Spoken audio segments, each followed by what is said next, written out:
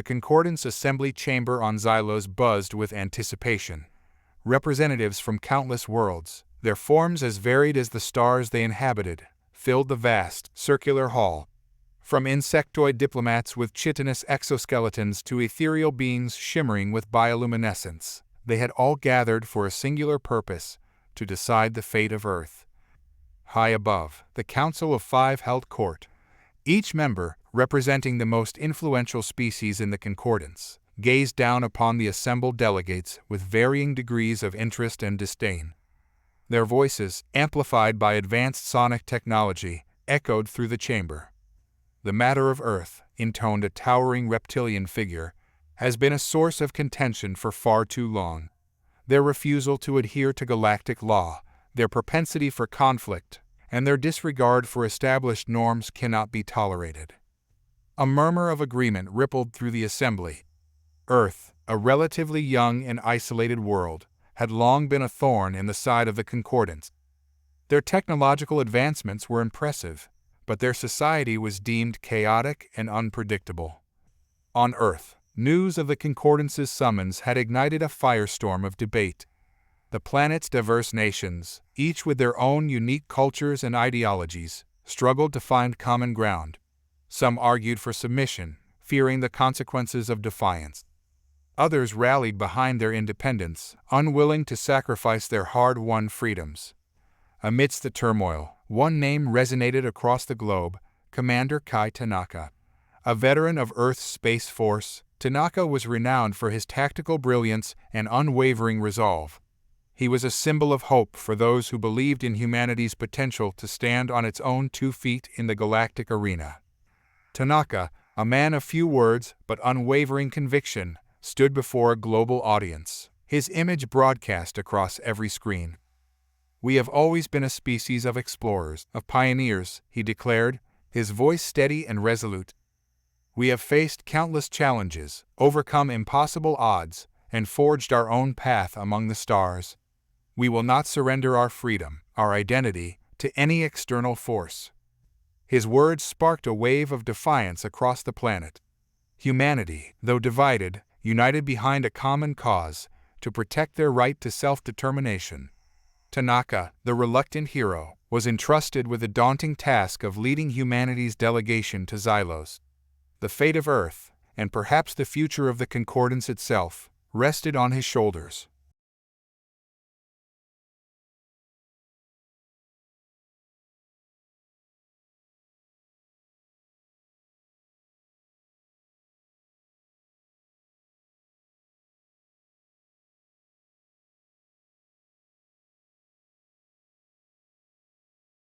Beside him stood his diverse crew, a microcosm of humanity's rich tapestry. There was Dr. Maya Patel, the brilliant astrophysicist with a mischievous glint in her eye; Lieutenant Commander Marcus Washington, the stoic and seasoned pilot with nerves of steel; and Dr. Liu Y, the xenobiologist with a deep fascination for the unknown. They were all united by their unwavering loyalty to Tanaka and their shared belief in humanity's right to self-determination. "We are approaching Xylos," Washington announced, his voice calm and measured. "Estimated time of arrival, 3 hours.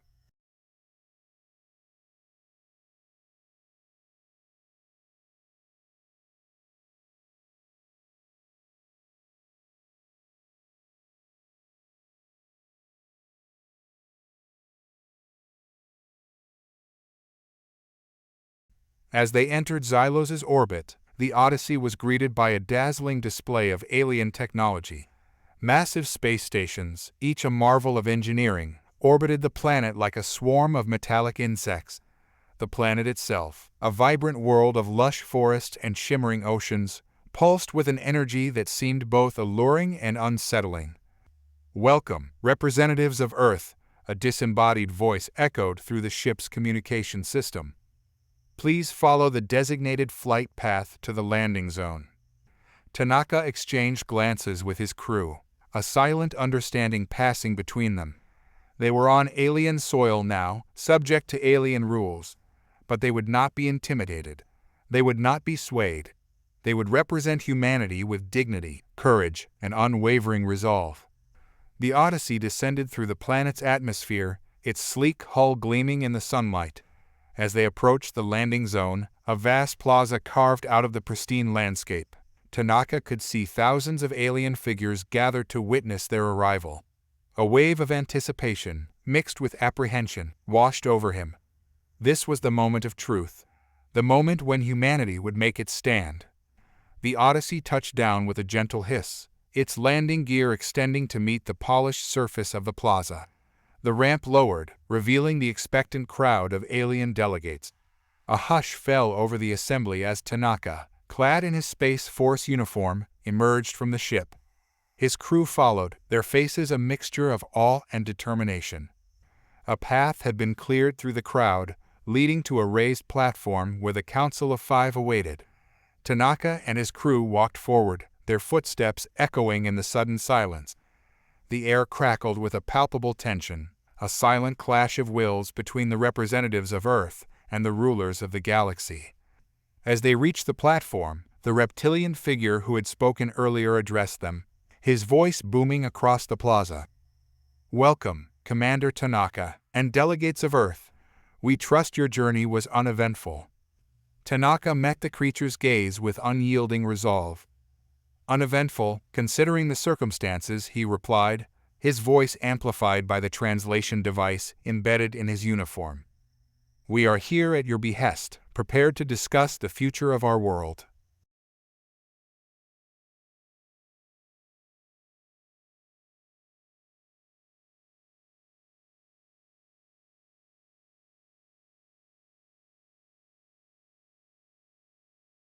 Xenoth began the proceedings, his tone a blend of formality and condescension.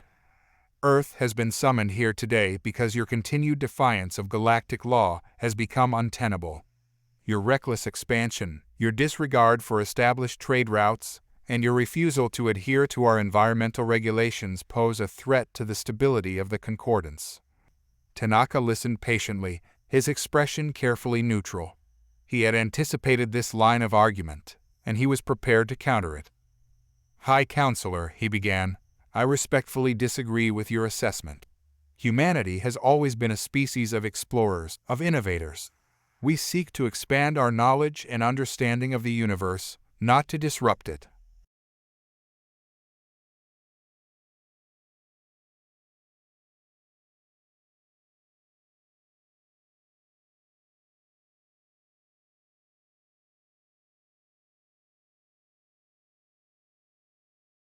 Tanaka's jaw clenched. He knew that humanity's past was not without its blemishes, but he refused to let those mistakes define their future. He took a deep breath, summoning his inner strength. "Counselor," he responded, "we acknowledge our past mistakes, but we have also learned from them. We have evolved, matured. We are ready to take our place among the stars, not as conquerors, but as partners." The council members exchanged glances, their expressions unreadable. The fate of Earth hung in the balance, the future of humanity uncertain. But one thing was clear: Tanaka would not back down. He would fight for his people, for their right to choose their own destiny. A tense silence hung in the air as the council members absorbed Tanaka's words. The chamber, filled with representatives from countless worlds, seemed to hold its breath, anticipating the council's response. "Commander Tanaka," a new voice emerged, smooth and melodic. It belonged to an avian creature with iridescent feathers and piercing, intelligent eyes. "Your words are intriguing, but they do not erase the concerns we have about your species' integration into the galactic community." This was Counselor Lyra, a respected diplomat known for her keen insights and measured approach. Tanaka turned to face her, acknowledging her with a respectful nod. "Counselor Lyra," he replied, "I understand your concerns. However, I believe that humanity's potential far outweighs any perceived risks. We have a unique perspective, a drive for innovation, and a resilience that can benefit the entire Concordance." Lyra tilted her head, her feathers shimmering in the light. "Perhaps," she conceded, "but how can we be sure that humanity will not disrupt the delicate balance we have worked so hard to maintain?" Tanaka met her gaze unflinchingly. Through cooperation, through dialogue, through mutual understanding, we are willing to learn, to adapt, to abide by the laws that benefit all. But we will not sacrifice our autonomy, our right to self-governance. The council members murmured amongst themselves, their various languages blending into a symphony of alien sounds. After a moment, Zenith spoke again, his voice grave and authoritative. "Commander Tanaka, your words have not gone unheard. However, the Council remains unconvinced of humanity's readiness to join the Concordance as a full member. We believe a test is in order." Tanaka's heart pounded in his chest. A test? What kind of test could they possibly devise that would truly measure humanity's worth? "We propose," Zenith continued, "that you and a select crew undertake a mission on behalf of the Concordance. Should you succeed, we will reconsider our position on Earth's membership." Tanaka's mind raced. A mission. It was a gamble, but it was also an opportunity. A chance to prove to the Concordance that humanity was not the threat they perceived, but a potential ally, a force for good in the galaxy.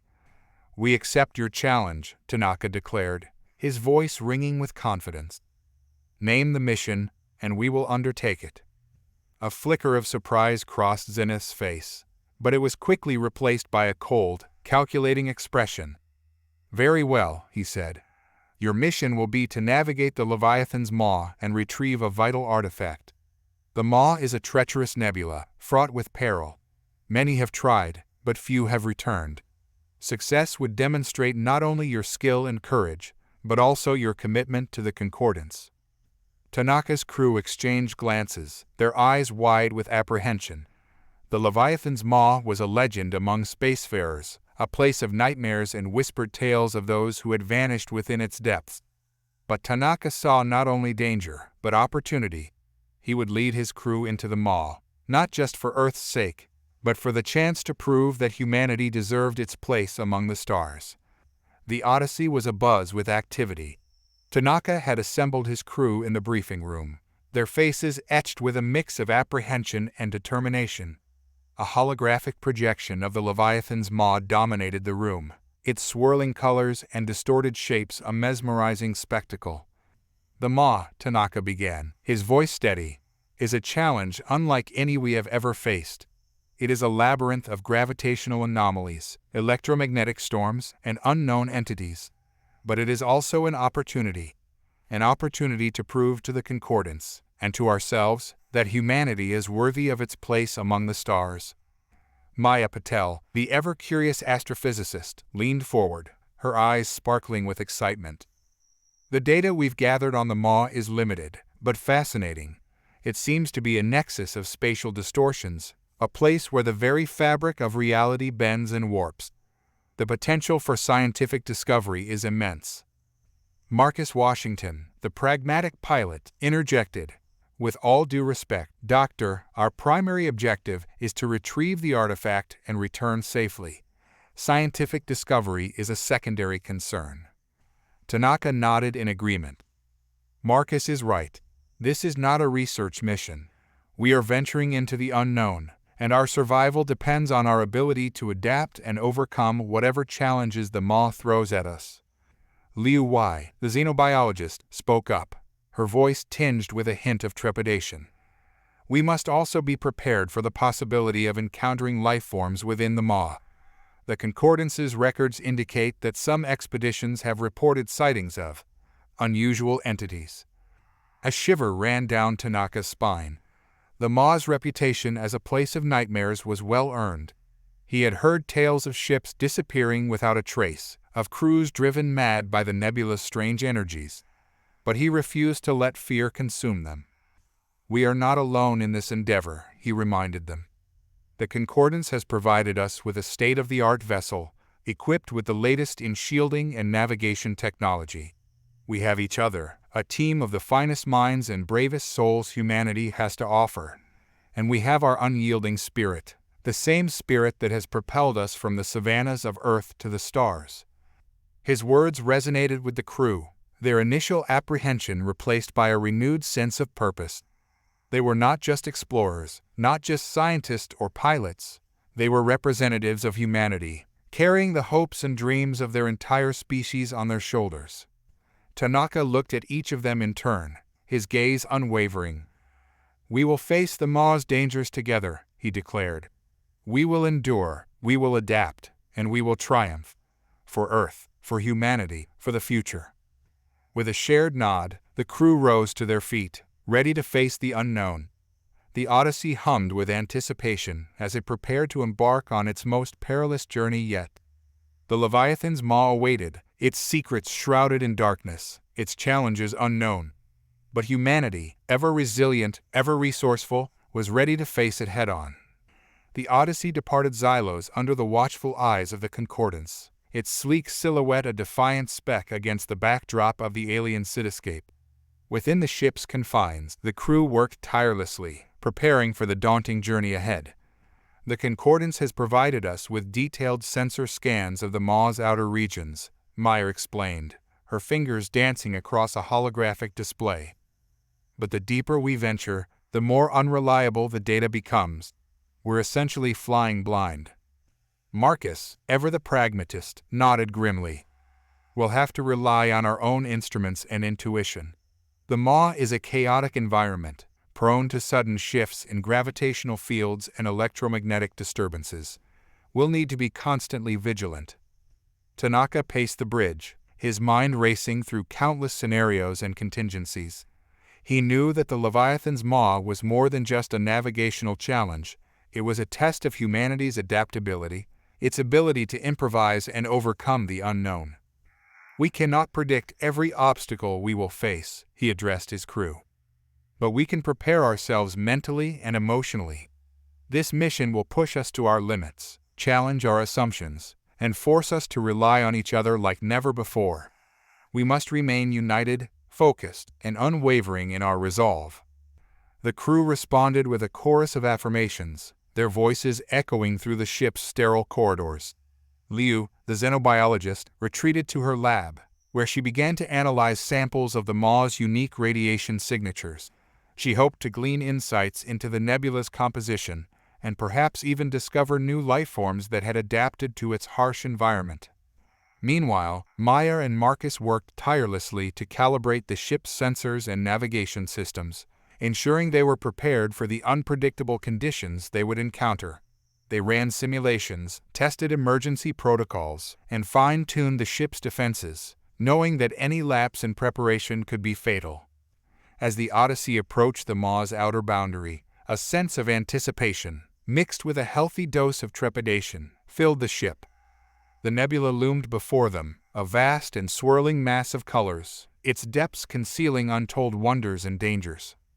Tanaka stood at the helm, his hand hovering over the controls. He took a deep breath, his heart pounding in his chest. This was it, the moment of truth. He glanced back at his crew, their faces illuminated by the glow of the viewscreen, their eyes fixed on the mesmerizing spectacle before them. "For Earth," he whispered, his voice barely audible over the hum of the ship's engines. Then, with a firm hand, he guided the Odyssey into the heart of the Leviathan's maw. The Odyssey breached the Maw's threshold, and reality seemed to distort. The nebula's kaleidoscopic colors swirled and danced, bending the very fabric of space and time. The stars outside became distorted streaks of light, and the ship's instruments flickered erratically, their readings unreliable in the face of the Maw's chaotic energies. Tanaka gripped the controls tightly, his knuckles white with tension. The ship shuddered as it navigated through pockets of turbulence, buffeted by unseen forces. Alarms blared intermittently, warning of fluctuations in radiation levels and gravitational anomalies. "Captain," Maya's voice crackled over the comm, a hint of concern in her tone. "The Maw's energy readings are off the charts. We're detecting fluctuations in the space-time continuum that could destabilize the ship's structural integrity." Tanaka nodded grimly. "Understood, Maya. Maintain maximum shield integrity. Marcus, adjust our course to avoid the most intense energy pockets." Marcus, his eyes fixed on the navigation display, expertly maneuvered the ship through the swirling chaos. He threaded the needle between towering pillars of gas and dust, dodging arcs of lightning that crackled through the void. The Odyssey bobbed and weaved like a nimble dancer, its engines straining to keep pace with the ever-shifting currents of the Maw. In the lab, Liu hunched over her instruments, analyzing the radiation readings with a furrowed brow. "The energy patterns are unlike anything I've ever seen," she muttered to herself. "There's a strange harmony to the chaos, an underlying order that seems to defy our understanding of physics." Suddenly, a tremor shook the ship, throwing Liu off balance. She grabbed onto a nearby console to steady herself as alarms blared throughout the ship. "Captain," Marcus' voice crackled over the comm, a hint of panic in his tone. "We've been caught in a gravitational eddy. The ship's systems are failing." Tanaka's heart pounded in his chest. This was it. The first real test of their resolve. He drew upon his years of experience, his instincts honed through countless crises. "All hands, brace for impact," he barked, his voice echoing through the ship. "Maya, divert all power to the shields. Marcus, prepare for emergency maneuvers. Liu, secure your lab." The crew scrambled to follow his orders, their movements swift and efficient. The Odyssey lurched violently, its hull groaning under the immense strain. The viewscreen flickered, showing a swirling vortex of energy that threatened to consume them. Tanaka held his breath, his hands clenched around the controls. The ship pitched and yawed, its trajectory unpredictable. But through it all, he remained calm, his focus unwavering. He would not let the Maw claim them.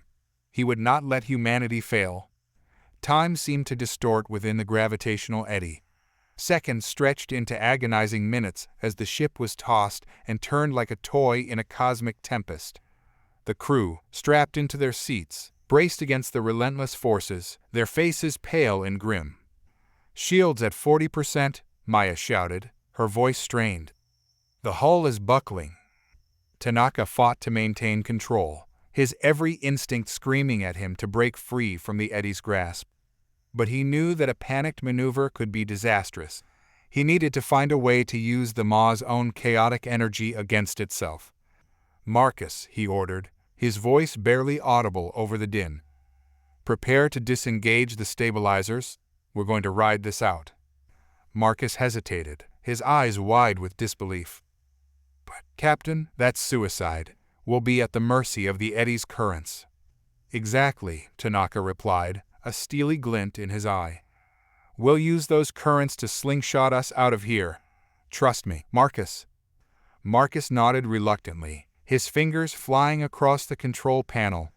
With a final surge of adrenaline, he disengaged the stabilizers, surrendering the ship to the Maw's chaotic embrace. The Odyssey spun wildly, its trajectory unpredictable. The crew was thrown about, their bodies battered and bruised. But through it all, Tanaka held firm, his gaze fixed on the swirling vortex of energy before them. He saw a pattern in the chaos, a rhythm to the madness. He adjusted the ship's thrusters, nudging it into the flow of the eddy. The ship responded, its rotation gradually slowing, its trajectory aligning with the eddy's core. "Now," Tanaka roared, slamming his hand down on the throttle. The Odyssey surged forward, propelled by the eddy's immense energy. It rocketed through the vortex, its hull glowing red-hot as it pierced the heart of the anomaly. For a moment, it seemed as if the ship would be torn apart. But then, with a bone-jarring jolt, they emerged on the other side. The ship coasted to a relative standstill, its systems battered but functional. Tanaka sagged back in his chair, sweat beading on his brow. He had done it. They had survived. "Damage report," he croaked, his voice hoarse. Maya quickly ran a diagnostic scan. "Shields are down to 15%, hull integrity compromised, but we're still spaceworthy. Engineering is working on repairs." Tanaka nodded, a wave of relief washing over him. They had been tested, pushed to the brink, but they had prevailed. He looked at his crew, their faces etched with exhaustion, but also with a newfound respect for their captain's daring gamble. "We may have survived this encounter," Tanaka said, his voice regaining its strength, "but the Maw is far from finished with us. We must remain vigilant, resourceful, and above all, united. Our journey has only just begun." The aftermath of the gravitational eddy left the Odyssey battered, but not broken. The ship's systems flickered back to life, albeit with a few glitches and warning lights that would need attention. Tanaka surveyed the damage with a critical eye, his brow furrowed in concentration. "Engineering," he called out over the comm. "What's the status?" A gruff voice responded. "Main power is back online, Captain. We've got some hull breaches, but nothing we can't patch up. Give us a few hours, and we'll have her running smoothly again." Tanaka nodded in satisfaction. "Good work, Chief. Keep me updated on your progress." He turned to Maya, who was hunched over her console, her fingers dancing across the screen as she analyzed sensor data. "Anything interesting, Maya?" he asked. Maya looked up, her eyes wide with excitement. "You could say that, Captain. The gravitational eddy we encountered seems to have disrupted the Maw's energy patterns. It's like a ripple in a pond, spreading outward and altering the nebula's structure." "Could this be an advantage for us?" Tanaka inquired. Maya shrugged. "It's hard to say. The Maw is a dynamic environment, constantly changing. What might be an advantage now could become a hindrance later. We'll have to adapt as we go." Tanaka knew she was right. The Maw was a living, breathing entity, its secrets as vast and unpredictable as the universe itself. They had only scratched the surface of its mysteries, and countless challenges still lay ahead. In the meantime, they had to focus on the task at hand, finding the artifact. The Concordance had provided them with vague coordinates, but the Maw's shifting nature meant those coordinates were likely unreliable. "Liu," Tanaka said, turning to the xenobiologist, "what have you learned about the Maw's indigenous life forms?" Liu hesitated, her expression troubled. "The data is fragmentary, but unsettling. The Maw seems to be home to a variety of bioluminescent organisms, some exhibiting unusual adaptations to the nebula's harsh conditions. There are also reports of sentient entities." A hush fell over the bridge. The prospect of encountering intelligent life within the Maw was both thrilling and daunting. "Sentient entities?" Marcus asked, his voice laced with skepticism. "Could be hallucinations induced by the Maw's radiation." Liu shook her head. "The reports are too consistent to dismiss. We must proceed with caution. These entities could be hostile, or they could be neutral, even helpful. We simply don't know." Tanaka nodded. "Agreed. We'll proceed cautiously, with all sensors on high alert. We cannot afford to underestimate anything in this place." He gazed out at the swirling nebula, its vibrant colors and shifting patterns a constant reminder of the dangers and wonders that awaited them. The journey was far from over, but Tanaka knew that he and his crew were up to the challenge. They would face the Maw's mysteries head-on, armed with their courage, their ingenuity, and their unwavering faith in humanity's ability to overcome any obstacle. The Odyssey pressed deeper into the Leviathan's maw, its sensors scanning the turbulent expanse for any sign of the artifact. Each passing hour brought new and unsettling anomalies, pockets of intense gravity that warped the ship's trajectory, electromagnetic storms that lashed at its shields, and fleeting glimpses of bioluminescent creatures darting through the nebular haze. Maya, her eyes glued to the sensor array, noted a peculiar pattern in the energy readings. "Captain," she said, her voice laced with intrigue, "I'm detecting a localized fluctuation in the Maw's energy signature. It's faint, but distinct. Could be a sign of something." Tanaka leaned closer, studying the data with her. "A sign of what, exactly?" "It's hard to say," Maya admitted. "It could be a natural phenomenon, or it could be artificial." The crew exchanged glances, a silent understanding passing between them. If the energy fluctuation was artificial, it could mean one of two things.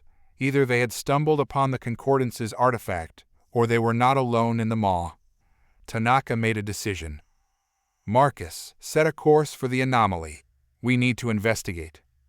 Marcus nodded and adjusted the ship's trajectory. As they approached the source of the energy fluctuation, the sensors picked up a faint signal, a rhythmic pulsing that seemed to emanate from the heart of the nebula. "It's definitely artificial," Maya confirmed, her voice a mix of excitement and apprehension. The signal grew stronger as they drew closer, resolving into a complex series of patterns and codes. Liu, the xenobiologist, leaned over Maya's shoulder, her eyes widening in recognition. "This is a language," she whispered, her voice trembling with excitement. "An alien language." The implications of this discovery were staggering. If they could decipher the language, they might be able to communicate with whoever or whatever had created the signal. It could be the key to finding the artifact, or it could lead them to a far greater revelation. Tanaka felt a surge of adrenaline. They were on the cusp of a breakthrough, a moment that could change the course of their mission, perhaps even the fate of humanity. He ordered the ship's communication systems to be reconfigured, attempting to establish contact with the unknown entity. A tense silence filled the bridge as they waited for a response. The seconds ticked by, each one feeling like an eternity. Then, finally, a voice crackled through the speakers. It was not a voice they could understand, a symphony of clicks, whistles, and guttural sounds. But it was undeniably a voice, a message from an alien intelligence. Tanaka looked at his crew, their faces alight with a mixture of wonder and trepidation. This was a moment they would never forget, a moment that could alter the course of history. "This is humanity," Tanaka responded, his voice filled with both caution and hope. "We come in peace." The bridge fell silent, each crew member holding their breath in anticipation. Then, the alien voice responded, its tone softer this time, almost inquisitive. Liu, her fingers dancing across a console, worked tirelessly to decipher the alien language, her linguistic expertise proving invaluable. "They ask," Liu translated, her voice hushed, "who we are, and what we seek in their domain." Tanaka exchanged glances with his crew, a silent conversation passing between them. They had come to the Maw seeking an artifact, but this encounter presented a unique opportunity. "Tell them," Tanaka instructed Liu, "that we are humans from the planet Earth. We are explorers, seeking knowledge and understanding of the universe. We are here on a mission of peace." Liu relayed Tanaka's words in the alien tongue, her voice echoing through the ship's speakers. A tense moment of silence followed. Then the alien voice responded once more, this time with a hint of caution and curiosity. "They say," Liu translated, "that they have observed our species from afar, but have never encountered us directly. They are intrigued by our presence in the Maw and wish to learn more about us." Tanaka's mind raced. This was a delicate situation, fraught with potential danger and opportunity. He knew that the wrong word, the wrong gesture, could turn this encounter hostile. But he also recognized the potential for a peaceful exchange, a chance to forge a connection with an alien intelligence. "Tell them," he said carefully, "that we are willing to share information about our species and our culture. We seek not conquest, but understanding. We believe that all sentient beings in the universe have something to offer, something to learn from each other." Liu relayed Tanaka's message, her voice filled with sincerity and hope. The alien voice responded with a series of complex sounds, a mix of clicks, whistles, and melodic tones. Liu's brow furrowed in concentration as she deciphered the intricate patterns of the alien language. "They say," she finally translated, "that they are willing to meet with us, but only on their terms.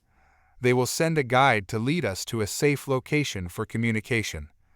A wave of relief washed over Tanaka.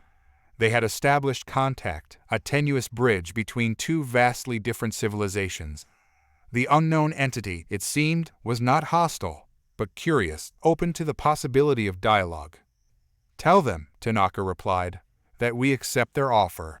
We will follow their guide and meet them on their terms." Liu conveyed Tanaka's acceptance, her voice filled with anticipation. The alien voice fell silent, replaced by a low hum that resonated through the ship's hull. A moment later, a holographic projection appeared on the viewscreen, displaying a three-dimensional map of the Maw. A pulsing point of light indicated their current location, while a winding path marked a route through the nebula's swirling depths. "It seems," Maya observed, "that our guide has arrived." The Odyssey followed the holographic guide, its engines humming as it navigated the treacherous currents of the Leviathan's maw. The path was winding and unpredictable, leading them through a maze of glowing gas clouds and shimmering energy fields. "This is incredible," Maya whispered, her eyes glued to the viewscreen. "The maw is like a living organism, constantly shifting and evolving." Liu nodded in agreement. "The energy patterns are unlike anything I've ever encountered. It's as if the nebula itself possesses a form of consciousness." Marcus, ever the pragmatist, remained focused on the task at hand. "Let's not get carried away with speculation," he cautioned. "We need to stay alert. The maw is full of surprises." His words proved prophetic. As they rounded a massive pillar of gas, a swarm of bioluminescent creatures suddenly emerged from the darkness.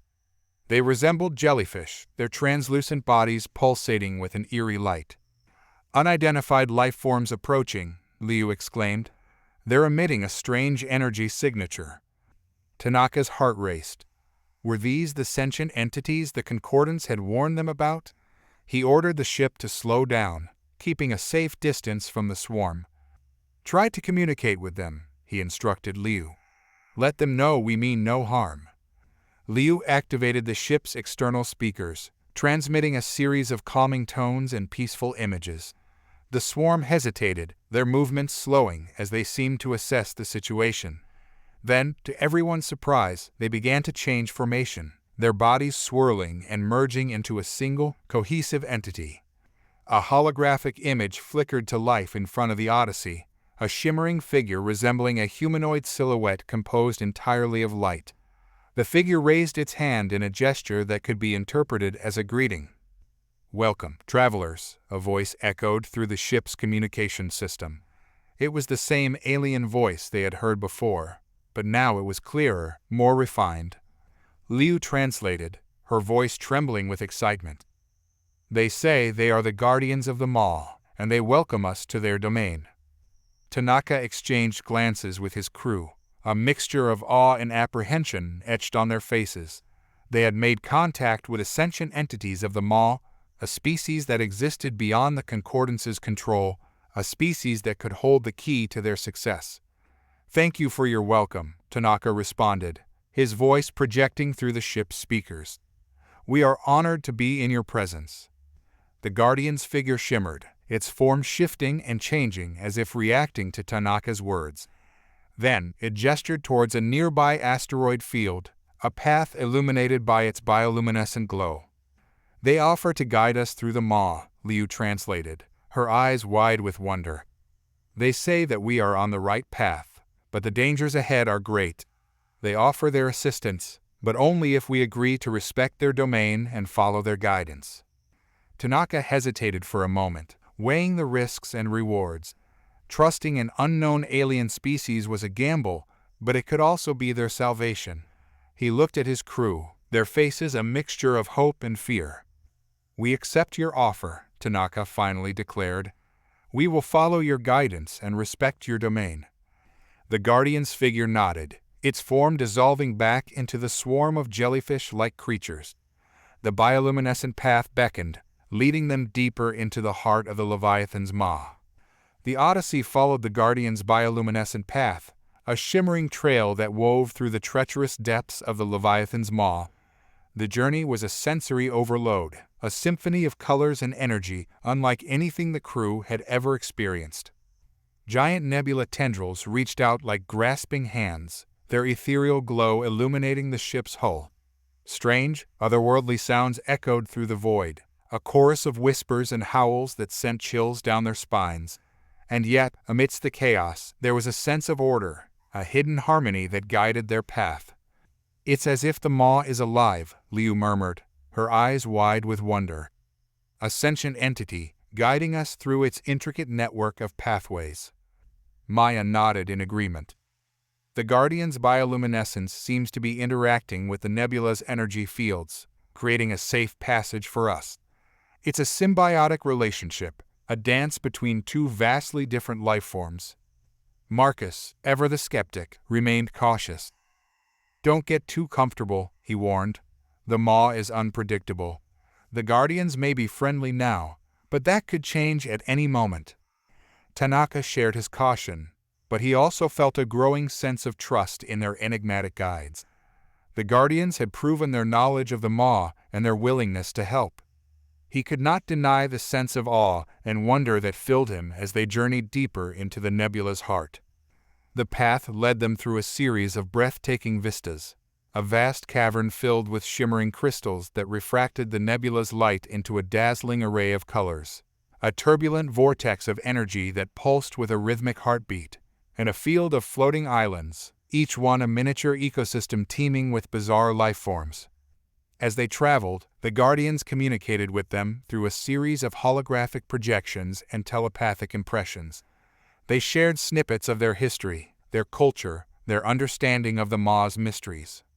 "They are ancient," Liu translated, her voice hushed with reverence. "They have existed in the Maw for millennia, observing the ebb and flow of galactic civilizations. They have witnessed the rise and fall of empires, the birth and death of stars. They are the keepers of knowledge, the guardians of this sacred place." Tanaka was humbled by the Guardians' wisdom and their profound connection to the Maw. He realized that humanity, with its relatively short history and limited understanding of the universe, had much to learn from these enigmatic beings. The journey was not without its perils. They encountered pockets of intense radiation, rogue asteroids, and even a brief skirmish with a hostile alien vessel that had strayed into the Maw. But with the Guardians' guidance, they were able to navigate each obstacle, emerging stronger and more resilient with each encounter. As they approached the coordinates of the artifact, the Guardians' bioluminescent path grew brighter, leading them towards a massive, pulsating sphere of energy. The sphere thrummed with an ancient power, its surface shimmering with an intricate web of symbols and glyphs. "This is it," Maya whispered, her voice filled with awe. "The artifact." The Odyssey cautiously approached the pulsating sphere, its sensors humming as they analyzed the strange energy emanating from the artifact. The sphere dwarfed the ship, its sheer size a testament to the advanced civilization that had created it. Tanaka, his eyes fixed on the viewscreen, felt a surge of anticipation. They had reached their destination, the culmination of their perilous journey through the Maw. The artifact, whatever its purpose, held the key to Earth's autonomy, the proof of humanity's worthiness to stand among the stars. "Prepare to dock with the artifact," Tanaka ordered, his voice steady despite the pounding of his heart. "Maya, Liu, I want full analysis of the energy readings. Marcus, keep us steady." The crew sprang into action, their movements practiced and efficient. The Odyssey maneuvered closer to the sphere, its docking clamps extending to latch onto the artifact's smooth surface. A series of metallic clicks and hisses echoed through the ship as the connection was established. "Docking complete," Marcus reported. "All systems nominal." Tanaka nodded. "Maya, Liu, proceed with the analysis. I'm going to take a closer look." He donned an environmental suit and stepped into the airlock, followed by Maya and Liu. The outer hatch hissed open, revealing the artifact's surface, illuminated by the Maw's ethereal glow. The air was thick with an otherworldly energy, tingling with an unseen power. Tanaka took a cautious step onto the artifact, his boots leaving faint impressions on the shimmering surface. He glanced at Maya and Liu, their faces masks of wonder and apprehension. "Let's go," he said, his voice muffled by his helmet. They walked across the artifact's surface, their footsteps echoing in the eerie silence. The symbols and glyphs that adorned the sphere seemed to writhe and dance before their eyes, their meanings elusive and enigmatic. Maya activated a handheld scanner, its beam illuminating the glyphs with a series of colored lights. "I'm getting some readings," she said, her voice crackling through their comms. The symbols seemed to be a combination of mathematical equations and astrological charts. It's like a cosmic blueprint of some kind. Liu, meanwhile, was collecting samples of the energy emanating from the artifact. "The energy signature is unique," she observed. "It's not like anything I've encountered before. It seems to resonate with the very fabric of space-time." As they explored, the artifact's pulsating energy intensified, causing the symbols to glow brighter and the air to crackle with static electricity. A sense of unease settled over Tanaka. He had the feeling that they were not just observing the artifact, they were being observed. Suddenly, the symbols on the sphere began to shift and change, coalescing into a single, coherent message. The alien language, now familiar to them, echoed through their minds. "Greetings, children of Earth," the voice said, its tone both ancient and benevolent. "You have come seeking answers, and answers you shall find. But first, you must prove yourselves worthy." A wave of awe and anticipation washed over the crew. The artifact, it seemed, was not merely an object to be retrieved, but an intelligent entity capable of communication. Tanaka felt a surge of excitement tempered by caution. This was a momentous encounter, one that could alter the course of their mission and potentially the fate of humanity. "We are eager to prove our worth," Tanaka replied, his voice echoing through the communication system, "and learn what wisdom you hold." The artifact hummed in response, its energy patterns shifting and swirling. The symbols on its surface rearranged themselves, forming a new message. "Your journey through the Maw has been observed," the voice said. "You have shown courage in the face of adversity, ingenuity in overcoming obstacles, and compassion towards your fellow crew members. These are qualities we value." The crew exchanged glances, a mixture of pride and surprise on their faces. They had not expected such praise from this ancient entity, but it affirmed their belief that they were on the right path. "We are grateful for your recognition," Tanaka said. "We seek knowledge and understanding, and we are willing to learn from those who are wiser than us." The artifact's pulsating light intensified, casting an ethereal glow over the surrounding space. "To prove your worth," the voice continued, "you must face 3 trials. Each trial will test a different aspect of your character, your abilities, and your understanding of the universe. Only those who successfully complete all 3 trials will be deemed worthy of the knowledge we possess." Tanaka's brow furrowed. Trials. This was unexpected, but not unwelcome. He had always believed that true knowledge came from overcoming challenges, from facing one's fears and pushing beyond one's limits. "We accept your challenge," he declared, his voice ringing with determination. "What are the trials?" The artifact's symbols shifted once more, revealing a series of cryptic images and equations. Liu, the xenobiologist, stepped forward, her eyes scanning the intricate patterns. "The first trial," she translated, "is a test of knowledge. You must decipher the secrets of the Maw, unlock the mysteries hidden within its depths. The second trial is a test of courage. You must face your deepest fears and emerge stronger on the other side. And the third trial," she paused, her voice trembling slightly, "is a test of unity. You must overcome internal divisions and work together as one to achieve a common goal." The crew exchanged glances, their expressions a mixture of apprehension and resolve. The trials were daunting, but they knew that the rewards were worth the risk. If they could prove themselves worthy, they would not only secure Earth's autonomy, but also gain invaluable knowledge and wisdom from an ancient and powerful entity. Tanaka, his eyes blazing with determination, turned to his crew. "Are you ready to face the trials?" he asked.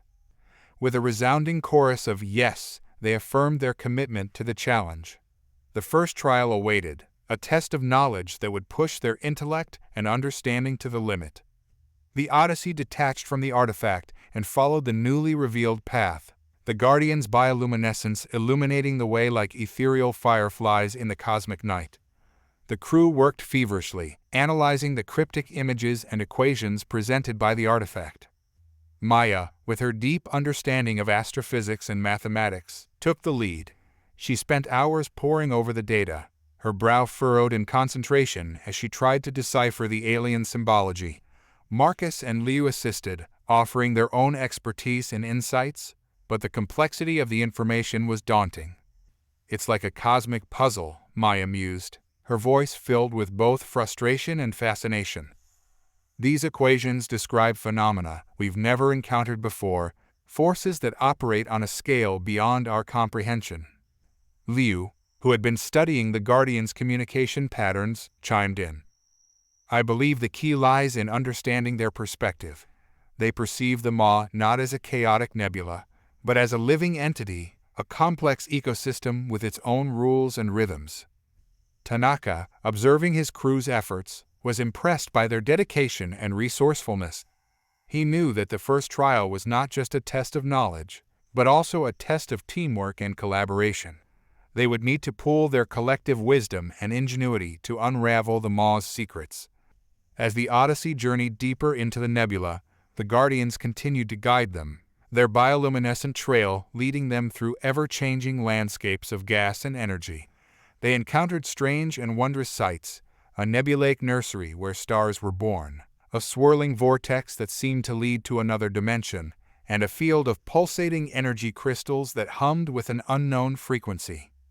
With each encounter, the crew gained a deeper understanding of the Maw's intricate workings.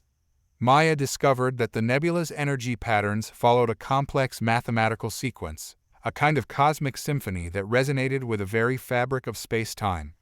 Liu observed that the Maw's lifeforms, from the bioluminescent jellyfish to the Guardians themselves, were interconnected in a delicate web of symbiotic relationships.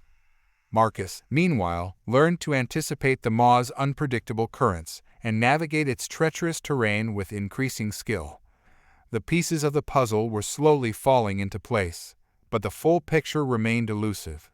The crew knew that they were on the right track, but they also sensed that the artifact was withholding its deepest secrets, waiting for them to prove themselves truly worthy. As the Odyssey approached a particularly dense region of the nebula, the Guardians' bioluminescence intensified, their message clear. The true test of their knowledge was about to begin. The Odyssey entered a region of the Maw that seemed to defy all known laws of physics. The nebula's colors intensified, swirling and pulsating in a mesmerizing dance of light. Gravity fluctuated wildly, causing the ship to lurch and sway as if caught in a cosmic whirlpool. "We're entering the eye of the storm," Maya announced, her voice tinged with a mix of excitement and apprehension. "This is where the Maw's energy is most concentrated, its secrets most deeply hidden." The crew braced themselves as the ship bucked and shuddered. The viewscreen flickered, displaying a kaleidoscopic array of colors and shapes that defied description. It was as if they had entered a realm of pure energy, where matter and reality itself were fluid and malleable. "The artifact's equations," Maya continued, her voice barely audible over the din. "They're describing this phenomenon. It's a singularity, a point where space-time collapses in on itself." Tanaka's mind raced. A singularity? It was a concept that existed only in theoretical physics, a mathematical anomaly that defied human comprehension. Yet here they were, hurtling towards the very heart of it. "Can we survive this?" Marcus asked, his voice strained. Maya hesitated. "The equations suggest it's possible, but the margins for error are incredibly small. We'll need to navigate with pinpoint precision, adjust our shields to compensate for the fluctuating energy, and pray that the ship holds together." Tanaka nodded grimly. "We have no choice. This is the path we must take." He tightened his grip on the controls, his eyes fixed on the swirling vortex ahead. The ship plunged deeper into the singularity, the energy intensifying with each passing second. The hull creaked and groaned, its metal straining under the immense pressure. The crew worked feverishly, their fingers flying across their consoles as they monitored the ship's systems and adjusted its defenses. Liu, her face pale but determined, injected herself with a serum designed to enhance her cognitive abilities, allowing her to process the flood of data pouring in from the sensors. "The energy patterns are intensifying," she reported, her voice a rapid-fire staccato. "I'm detecting a resonance between the ship's shields and the Maw's energy field. If we can synchronize the two, we might be able to ride the singularity's wave." Maya, her eyes wide with understanding, quickly reconfigured the shield generators, aligning their frequency with the pulsating energy of the singularity. The ship shuddered violently as the two forces interacted, but then, miraculously, it began to stabilize. "We're riding the wave," Maya exclaimed, her voice filled with triumph. "We're in sync with the singularity." The Odyssey surged forward, propelled by the immense energy of the singularity. The swirling colors and shapes around them blurred into a dazzling spectacle of light and motion. The crew held their breath, their bodies pressed against their seats as the ship rocketed through the heart of the anomaly. And then, as suddenly as it had begun, it was over. The Odyssey emerged from the singularity, battered but intact, into a region of the Maw that was eerily calm and serene. The sudden transition from the chaotic turbulence of the singularity to the serene expanse beyond was jarring. The Odyssey drifted in a tranquil pocket of the nebula, its hull glowing faintly with residual energy. The crew, still reeling from the intensity of the experience, slowly began to regain their bearings. "Damage report," Tanaka ordered, his voice raspy from the strain of the encounter. "Shields are holding steady at 10%, Maya reported, her fingers dancing across the console. "Hull integrity is compromised in several sections, but the main systems are operational. We'll need to make repairs, but we're not in immediate danger." Tanaka let out a sigh of relief. They had survived the eye of the storm, a feat that few could boast of. He turned to Liu, who was still poring over the data collected during their harrowing passage. "What have we learned, Liu?" he asked. Liu looked up, her eyes sparkling with excitement. The singularity. It was a treasure trove of information. The energy patterns, the spatial distortions, the way it interacted with the ship's systems. It confirmed many of the artifact's equations, but it also revealed new insights, new possibilities. "Such as?" Tanaka pressed. "The Maw," Liu said, her voice hushed with awe. "It's not just a nebula. It's a gateway, a conduit between dimensions. The singularity we encountered. It was a glimpse into another reality, a place where the laws of physics as we know them do not apply." Tanaka's mind reeled. A gateway to other dimensions. The implications were staggering. It meant that the Maw was not just a challenge to be overcome, but a potential pathway to infinite possibilities. "This changes everything," he said, his voice barely a whisper. Maya nodded in agreement. "It does. It means that the artifact, the knowledge it holds, it could be far more significant than we ever imagined."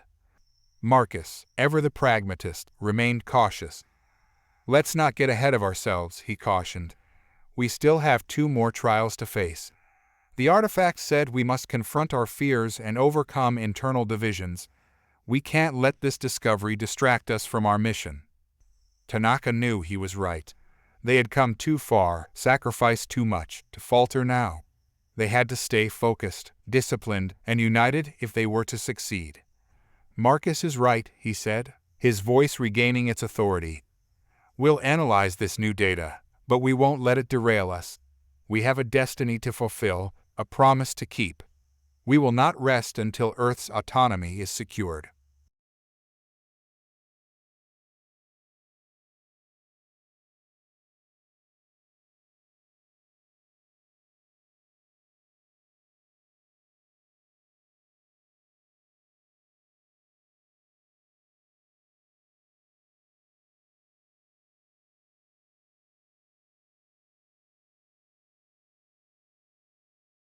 With renewed purpose, the Odyssey set course deeper into the Maw, guided by the Guardian's bioluminescent trail. The discovery of the singularity had ignited a spark of curiosity and ambition within the crew, a thirst for knowledge that fueled their determination. As they ventured further, the Maw's landscape grew even more surreal. Glowing nebulaic formations twisted and turned like ethereal sculptures, while pockets of intense gravity tugged at the ship like unseen hands. The crew marveled at the spectacle, their senses overwhelmed by the sheer beauty and strangeness of their surroundings. "It's like we've entered a dream," Liu whispered, her eyes wide with wonder. "A dream or a nightmare," Marcus countered, his voice gruff but tinged with a hint of awe.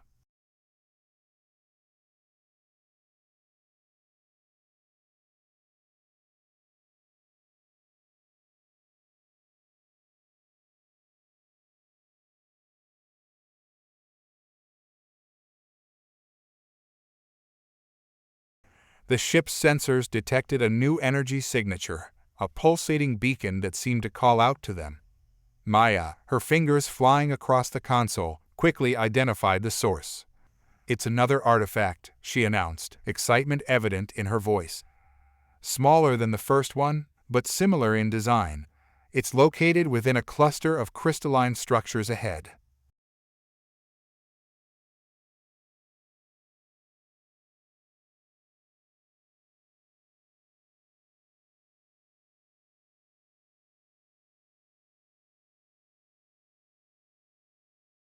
"This isn't just an artifact," Liu declared, her eyes widening.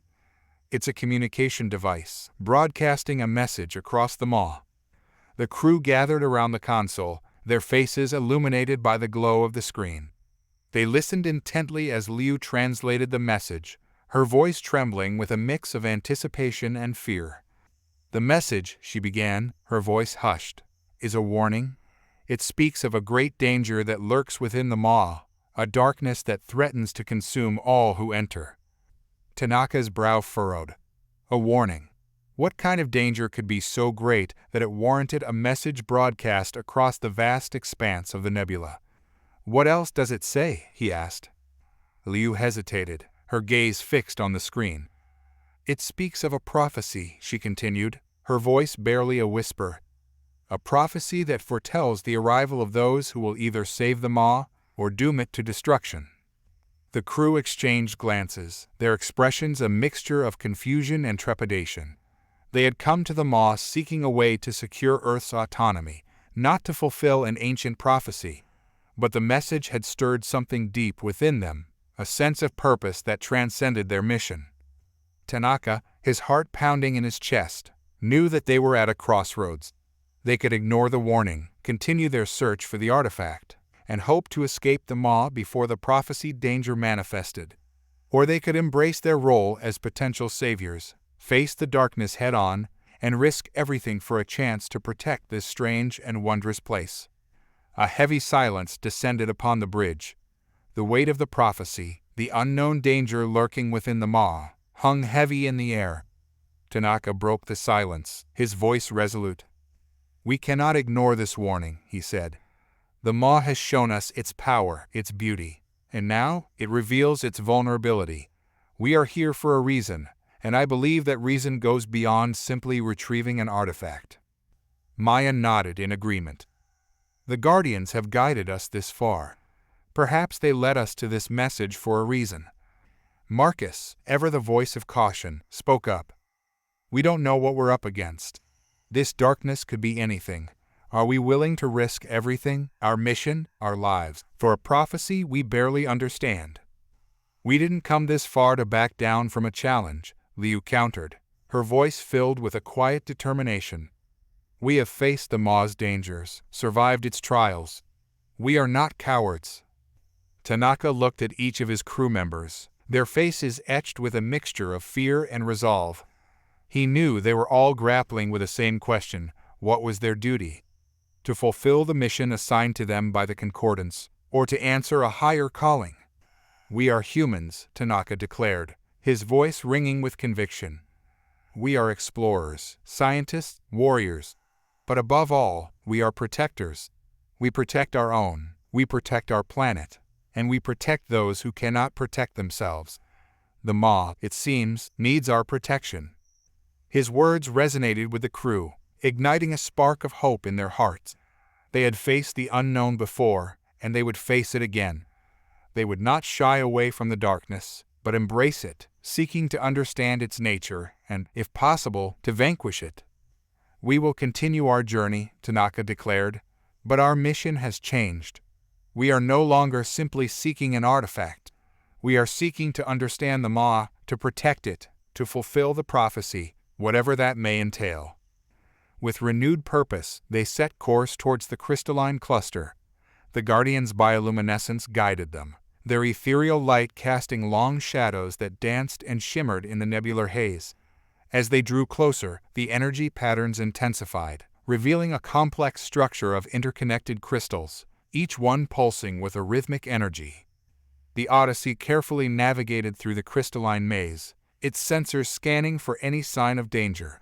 They found none. The only sound was the steady hum of the ship's engines and the rhythmic pulsing of the crystals. The ship came to a stop at the base of the largest crystal, a towering monolith that dwarfed the Odyssey. A sense of anticipation filled the air as Tanaka and his crew prepared to disembark. They had no idea what awaited them, but they were ready to face it together. Dressed in their environmental suits, the crew of the Odyssey exited the airlock, their boots crunching on the crystalline ground. The air was thin and cold, but breathable thanks to their suits' life support systems. The towering crystal monolith loomed over them, its surface shimmering with an ethereal light. Tanaka, leading the way, activated his suit's communication system. "Everyone, stay close and keep your eyes peeled. We don't know what we're dealing with here." Maya nodded, her hand hovering near her sidearm. "I'm picking up a strong energy signature from the crystal. It's similar to the one we detected from the artifact, but much more powerful." Liu scanned the surrounding area with her tricorder, her eyes darting back and forth as she analyzed the data. "The crystalline structures seem to be forming a network of sorts," she observed. "They're interconnected, like neurons in a giant brain." The crew followed the Guardian's bioluminescent trail, which led them towards a narrow opening at the base of the monolith. The opening pulsed with a soft, inviting light, beckoning them forward. Tanaka hesitated, his instincts warning him of potential danger. "Everyone, hold your positions," he ordered. "We need to proceed with caution." He activated his suit's scanner, probing the darkness beyond the opening. The scanner detected a network of tunnels and chambers, winding deep into the heart of the crystalline structure. "It's a maze," Maya said, her voice filled with a mix of excitement and apprehension. "But it's not random. There's a pattern to it, a logic. It's like a puzzle waiting to be solved." Tanaka nodded. "Then let's solve it." He took a deep breath and stepped into the opening, his crew following close behind. The path was narrow and winding, the walls glowing with a soft, pulsating light. The air was still and silent, the only sound the rhythmic thumping of their own hearts. As they ventured deeper into the maze, the energy patterns intensified, their suits' sensors buzzing with an increasing frequency. The crew felt a strange sensation, a tingling in their limbs and a heightened awareness of their surroundings. "The energy is affecting our suits," Liu observed. "It's not harmful, but it's definitely altering our perception." Maya agreed. "I'm feeling it too. It's like the Maw is trying to communicate with us on a deeper level." They continued their journey, following the twisting path deeper into the heart of the crystal. The air grew warmer, the light brighter, the energy more intense. The crew felt a sense of anticipation, a growing conviction that they were approaching the source of the prophecy, the heart of the Maw's power. Finally, they reached a large chamber, its walls lined with pulsating crystals. In the center of the chamber, suspended in mid-air, was a shimmering orb of pure energy. It glowed with an iridescent light, casting dancing shadows on the walls. The crew stood in awe, their breaths held in their chests. This was it. The source of the warning, the heart of the prophecy, the fate of the Maw, and perhaps even the galaxy itself, rested on their actions. Tanaka, his eyes fixed on the mesmerizing orb, felt a tugging sensation in his mind, a gentle invitation to connect.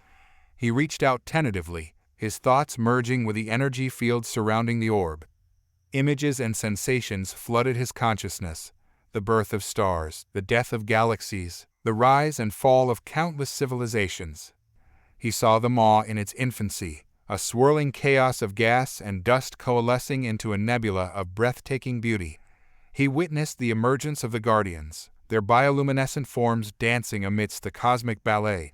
He felt their connection to the Maw, their deep understanding of its rhythms and patterns. Then he saw the darkness, a shadowy tendril creeping insidiously from the depths of space, corrupting the Maw's vibrant energy, twisting its harmony into discord. He felt the Guardians' fear, their desperation as they fought to contain the growing threat. The vision ended abruptly, leaving Tanaka breathless and disoriented. He stumbled back, his hand clutching his chest as he struggled to process the overwhelming influx of information. "Captain, are you all right?" Maya asked, her voice laced with concern. Tanaka nodded slowly, his mind still reeling. "I saw something," he murmured. A vision, a warning. The Maw is in danger. He shared his vision with a crew, their faces reflecting a mixture of shock and determination.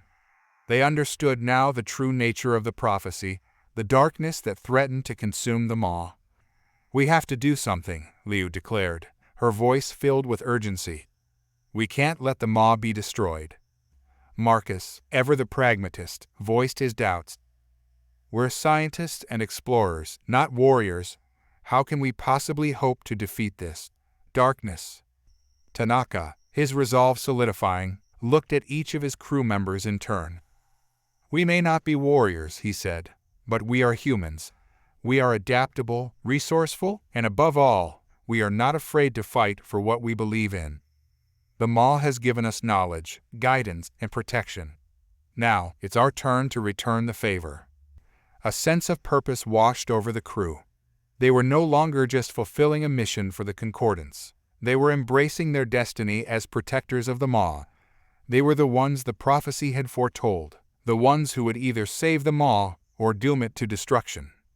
"But how do we fight something we don't understand?" Maya asked, her voice tinged with uncertainty. Tanaka smiled, a glimmer of hope in his eyes. "We learn," he said. "We adapt. We use the knowledge the Maw has given us, and we find a way." He turned to the pulsating orb, its energy now radiating a sense of urgency.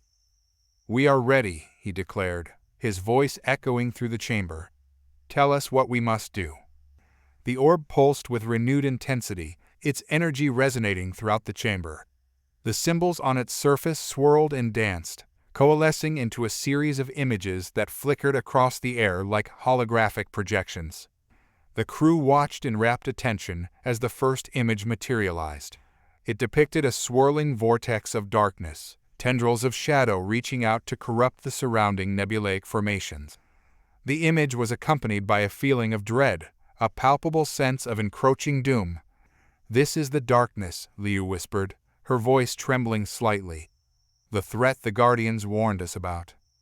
The next image showed a network of glowing pathways, similar to the ones they had followed through the Maw. However, these pathways were fractured and broken, their light dimmed and flickering. "The Maw's energy network," Maya realized, her eyes widening in alarm. "The darkness is disrupting it, weakening its life force." The final image was the most chilling of all. It depicted a monstrous creature, its form a grotesque amalgamation of organic and inorganic matter. Its eyes burned with a malevolent intelligence, and its body pulsed with a dark, corrosive energy. "This is the source of the darkness," Tanaka murmured, his voice grim. "It's a creature of pure entropy, feeding on the Maw's energy and corrupting its essence." The orb's voice echoed through the chamber, confirming their fears. "The Devourer," it said, its tone heavy with sorrow. "It is a being of immense power, born from the chaos of the universe. It seeks to consume all light, all life, all order." A wave of despair washed over the crew. The Devourer seemed like an unstoppable force, a cosmic horror beyond their comprehension. But Tanaka refused to give in to despair. "We have to find a way to stop it," he declared, his voice filled with a fiery determination. "We cannot let the Maw, and everything it represents, fall into darkness." The orb's light pulsed brighter, as if in response to Tanaka's resolve. A new message appeared, offering a glimmer of hope. "The Devourer is not invincible," the voice said. "It has a weakness, a vulnerability that can be exploited. But to discover it, you must delve deeper into the Maw. Seek out the ancient knowledge that lies hidden within its depths." The crew exchanged glances, their eyes alight with a renewed sense of purpose. They had been given a mission, a chance to save the Maw and fulfill the prophecy. The path ahead was fraught with danger, but they were ready to face it, armed with the knowledge they had gained and the courage that burned within their hearts. "We will find the Devourer's weakness," Tanaka vowed, his voice echoing through the chamber. "We will not fail." The orb's energy surged, engulfing the crew in a wave of warmth and light. Images flashed before their eyes, glimpses of ancient civilizations, forgotten technologies, and cosmic events that shaped the very fabric of the universe. "Knowledge is power," the orb's voice intoned, its tone both soothing and authoritative. "But knowledge without wisdom is a dangerous weapon. You seek to protect the Maw, but first you must understand it." The crew found themselves transported to a different part of the crystalline chamber, a vast library filled with glowing scrolls and holographic projections. The air hummed with energy, and the walls seemed to pulse with life. "This is incredible," Maya whispered, her eyes scanning the endless rows of knowledge. "It's like the Library of Alexandria, but on a cosmic scale." Liu, her fingers tracing the ethereal symbols on a glowing scroll, couldn't contain her excitement. "This is a treasure trove of information," she exclaimed. "It could take lifetimes to decipher all of this." Tanaka, however, remained focused. He knew that time was of the essence. The Devourer was out there, lurking in the shadows, growing stronger with each passing moment. They needed to find its weakness, and they needed to find it fast. "We don't have lifetimes," he said, his voice firm. "We have to prioritize. Focus on the information that can help us understand the Devourer, its origins, its weaknesses." The crew nodded, their determination renewed. They spread out, each drawn to a different corner of the library, their minds hungry for knowledge. Maya delved into the astrophysical records, seeking clues about the Devourer's connection to the cosmos. Liu immersed herself in the xenobiological texts, hoping to uncover the creature's biological makeup and vulnerabilities. Marcus, meanwhile, studied the ancient maps and charts, searching for patterns in the Maw's energy flows that could lead them to the Devourer's lair. Hours turned into days as the crew tirelessly absorbed the knowledge contained within the library. They slept in shifts, fueled by nutrient packs and the adrenaline of discovery. The Guardians watched over them, their bioluminescent forms flickering like silent sentinels. As they delved deeper into the Maw's secrets, the crew began to uncover a disturbing truth. The Devourer was not just a random force of destruction. It was a deliberate creation, a weapon designed by an ancient civilization to consume and obliterate its enemies. The revelation filled them with a sense of dread. They were not just facing a natural disaster, they were confronting the consequences of an ancient conflict, a war waged with weapons of unimaginable power. But amidst the darkness, there was also a glimmer of hope. The ancient texts spoke of a countermeasure, a weapon capable of neutralizing the Devourer's energy. The key, it seemed, lay in harnessing the very power of the Maw itself.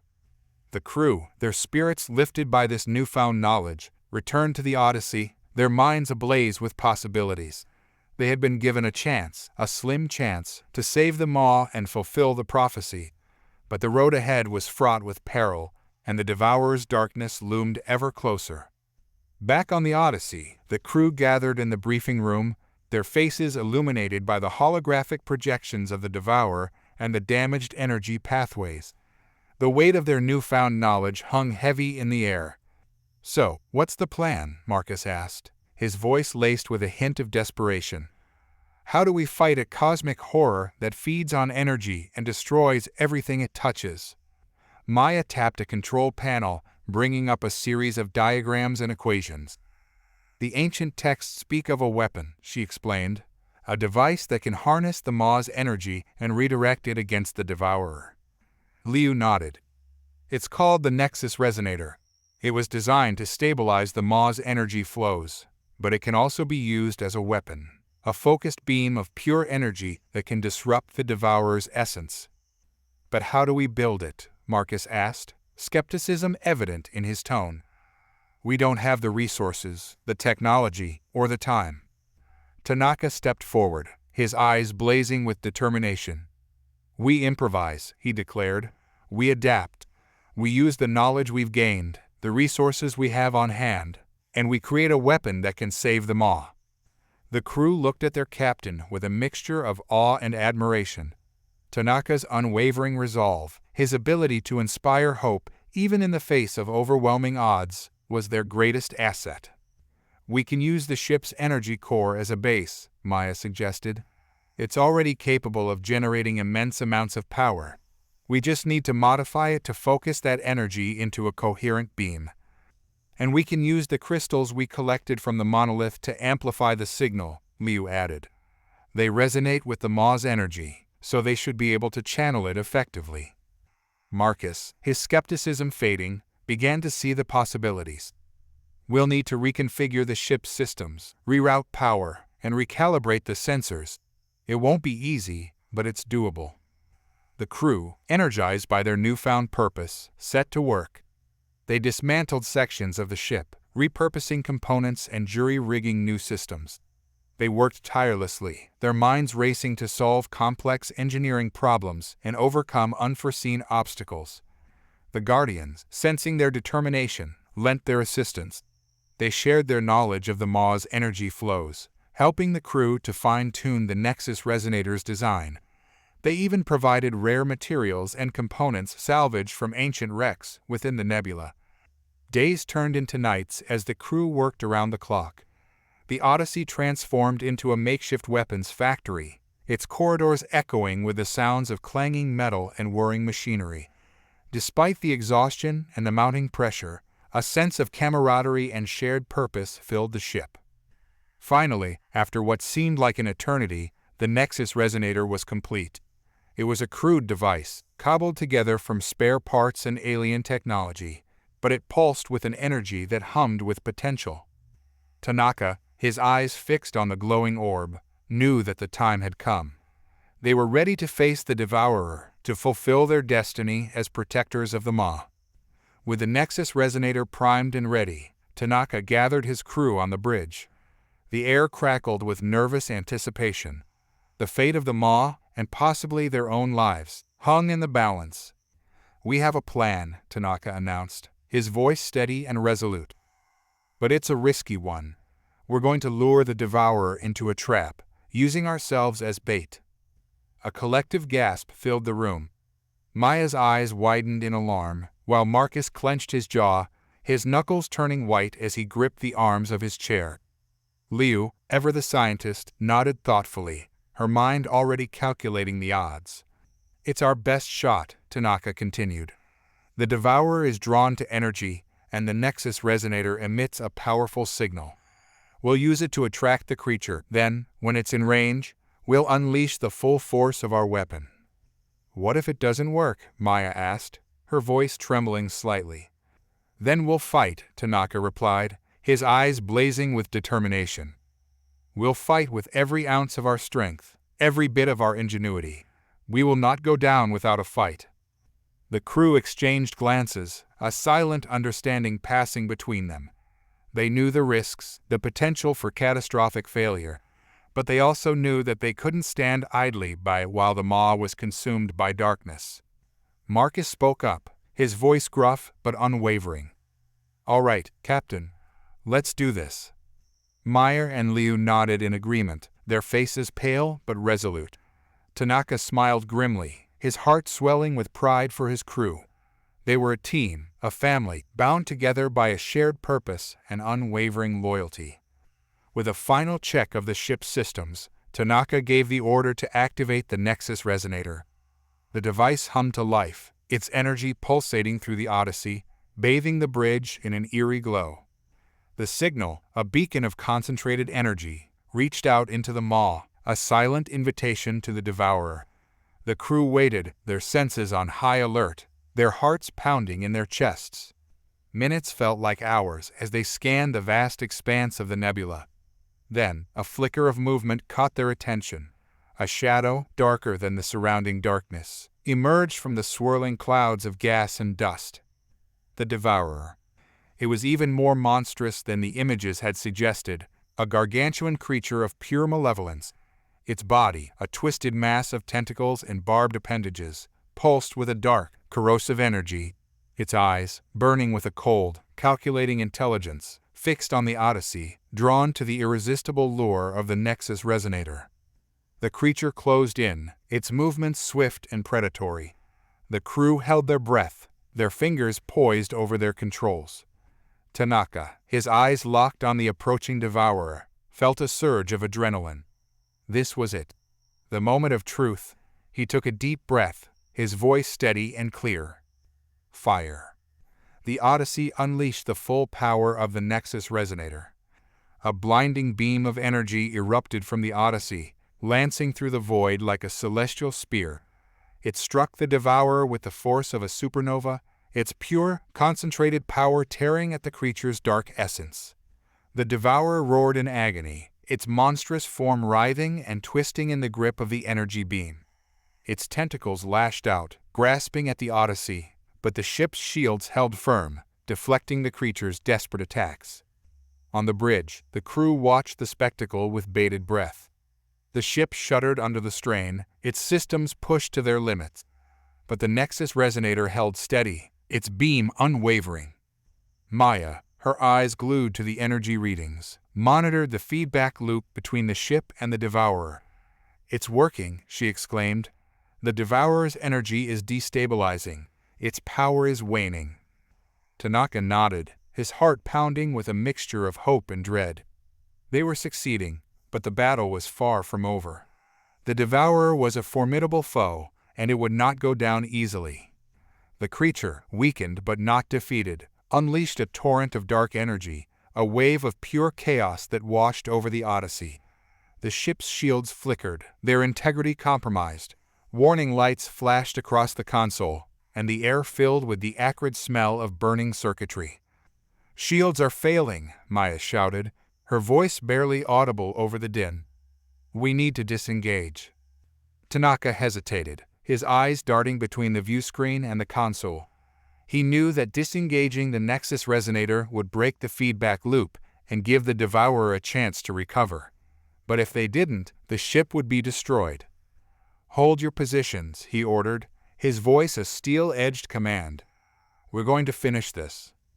He reached out to the communication console, his fingers tapping out a series of commands. The ship's engines roared to life, propelling them closer to the Devourer. The creature, sensing their approach, lashed out with renewed fury, its tentacles grasping for the ship's vulnerable hull. Tanaka, his eyes blazing with determination, steered the Odyssey into the heart of the maelstrom. The ship bucked and shuddered, its metal groaning under the strain. But Tanaka held firm, his focus unwavering. He saw an opening, a weakness in the Devourer's defense. He aimed the Nexus Resonator's beam directly at it, a concentrated blast of pure energy that pierced the creature's dark heart. A deafening roar echoed through the maw as the Devourer's energy surged, then imploded. The creature's form convulsed, its tentacles flailing wildly as it disintegrated into a swirling vortex of darkness. Then, silence. The Odyssey drifted in the aftermath, its hull scarred and battered, its systems flickering erratically. But it was still afloat, still functional. They had done it. They had defeated the Devourer. The silence on the bridge was broken by the soft beeping of the ship's systems slowly coming back online. Tanaka looked around at his crew, their faces pale and drawn, yet their eyes shone with a newfound resilience. They had faced the abyss and emerged victorious, forever changed by the experience. "Damage report," Tanaka's voice was hoarse, but steady. Maya's fingers danced across the console, her brow furrowed in concentration. "We're in rough shape, Captain," she reported. "Shields are barely operational, life support's compromised, and we've lost communication with engineering." A tense silence settled over the bridge. Losing contact with engineering was a major concern, especially given the extensive damage the ship had sustained. Tanaka swallowed hard, his mind racing through the possibilities. "Liu," he said, turning to the xenobiologist, "can you check on the Guardians? See if they can offer any assistance." Liu nodded and quickly established a connection with the Guardians through the ship's communication system. A flurry of bioluminescent patterns danced across the viewscreen as the Guardians responded. "They sense the Devourer's destruction," Liu translated, her voice filled with awe. "They offer their congratulations and express their gratitude for our bravery." A small smile tugged at Tanaka's lips. The Guardians' approval meant a lot, knowing they had earned the respect of these ancient and wise beings. But the smile quickly faded as Liu continued. "They also warn us," she said, her voice grave, "that the Maw is still unstable. The Devourer's destruction has created a power vacuum, and the nebula's energies are in flux. We need to leave immediately, before the Maw tears itself apart." Tanaka's heart sank. They had barely survived the battle with the Devourer, and now they faced another deadly threat. But he knew that Liu was right. They had to leave, and they had to leave now. "Marcus," Tanaka barked, "get us out of here. Maximum speed, any heading that takes us away from this maelstrom." Marcus, his eyes already glued to the navigation display, nodded grimly. "Aye, Captain," he said, his hands flying across the controls. The Odyssey lurched forward, its engines straining to propel the damaged vessel through the turbulent nebula. Warning lights flashed and alarms blared as they raced towards the Maw's outer edges, the chaos behind them growing more intense with each passing second. As they approached the threshold, a massive shockwave rocked the ship, throwing the crew off their feet. The viewscreen went dark, plunging the bridge into darkness. "What happened?" Maya cried out, her voice filled with fear. "The Maw," Liu whispered, her eyes wide with horror. "It's collapsing in on itself." The ship's emergency lights flickered on, casting an eerie glow over the bridge. Tanaka, scrambling to his feet, checked on his crew. They were all shaken, but alive. He let out a shaky breath of relief. Maya, her hands still trembling, managed to restore the viewscreen. A scene of unimaginable destruction filled the display. The Maw, once a vibrant tapestry of colors and energy, was now a churning vortex of darkness. Nebulaic formations collapsed in on themselves, stars winked out of existence, and the very fabric of space-time twisted and contorted. "The Maw, it's imploding," Liu whispered, her voice barely a whisper. "Marcus, what's our status?" Tanaka demanded. Marcus, his eyes glued to the navigation display, shook his head grimly. "We're caught in the gravitational pull. The ship's systems are overloaded, and the engines are barely responding." The ship lurched violently, throwing the crew against their consoles. Alarms blared, their strident tones a symphony of impending doom. Tanaka knew they were in a desperate situation. They had escaped the Devourer's clutches, only to be trapped in a collapsing nebula. They needed a miracle, a way out of this cosmic nightmare. "Maya," he said, his voice urgent, "can you access the artifact's data? Maybe there's something in there that can help us." Maya nodded, her fingers flying across the keyboard. "I'm trying, Captain," she replied, her voice strained. "But the signal is weak, and the systems are barely functioning." Seconds ticked by like hours as they waited, their hearts pounding in their chests. The Maw's gravitational pull grew stronger, threatening to tear the ship apart.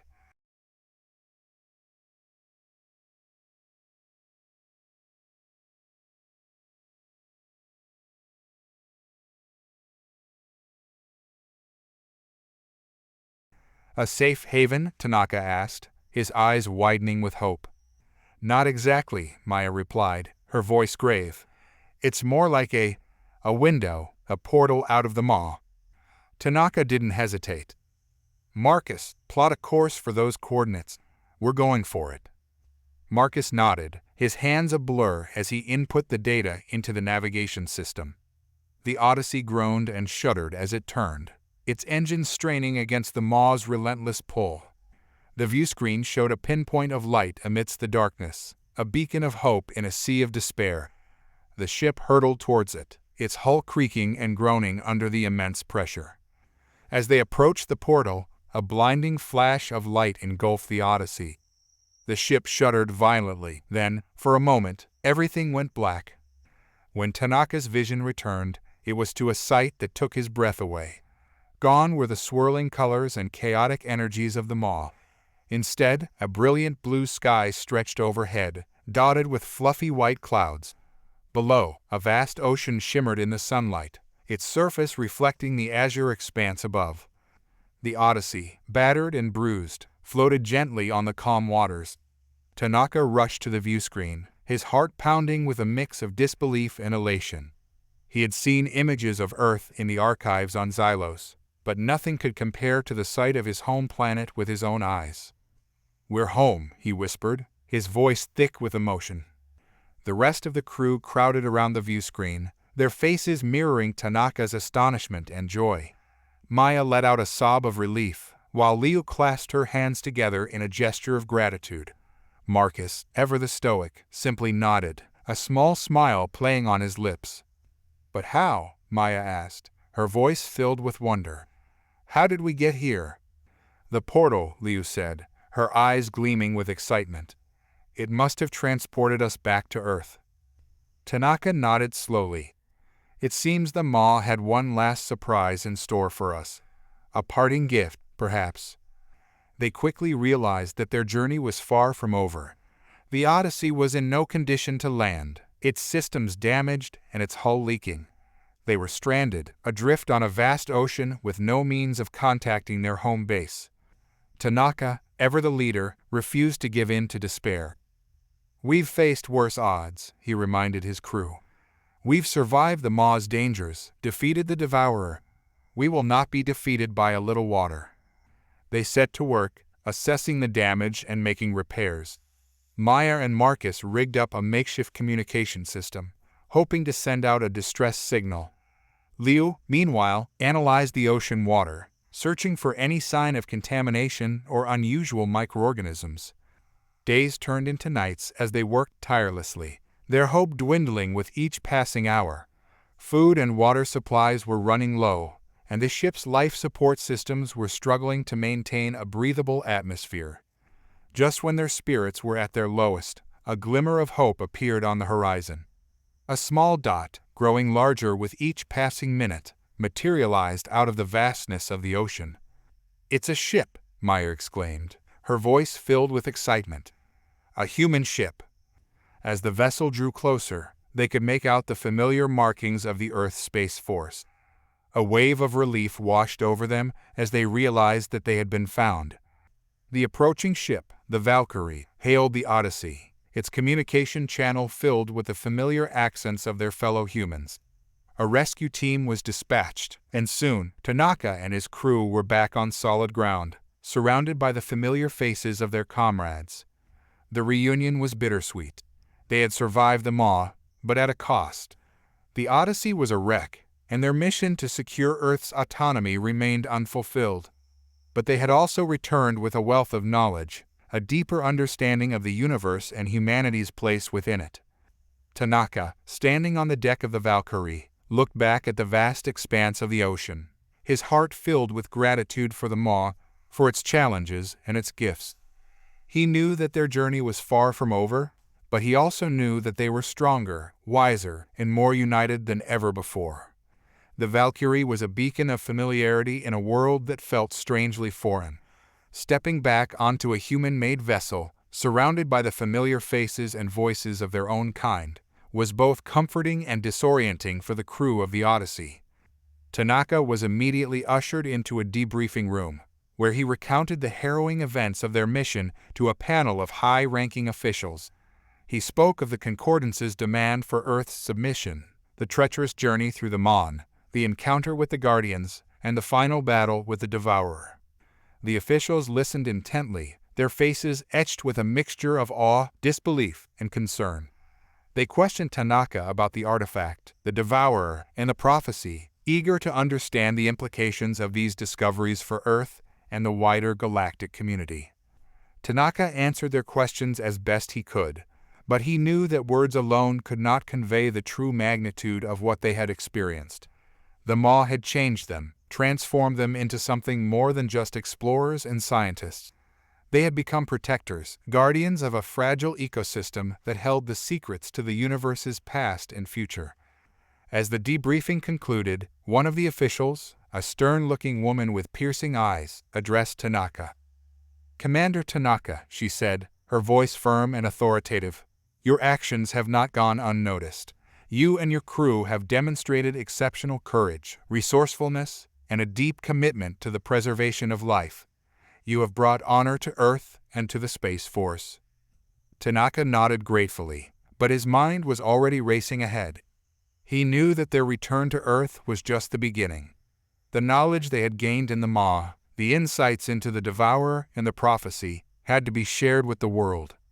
He requested a meeting with the global leaders, the heads of state of Earth's various nations.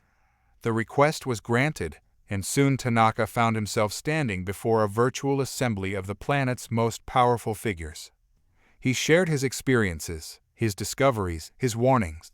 He spoke of the Concordance's hunger for power, their disregard for individual freedom and cultural diversity. He spoke of the Devourer, the lurking threat that could consume not just the Maw, but the entire galaxy if left unchecked.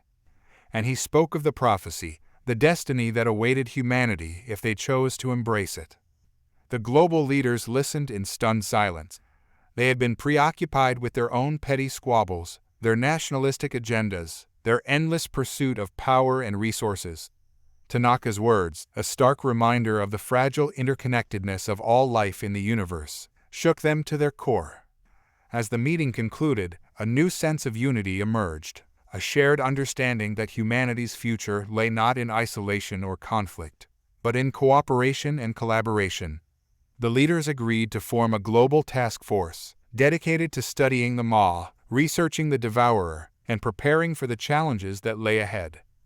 Tanaka, his heart filled with a cautious optimism, knew that this was just the first step.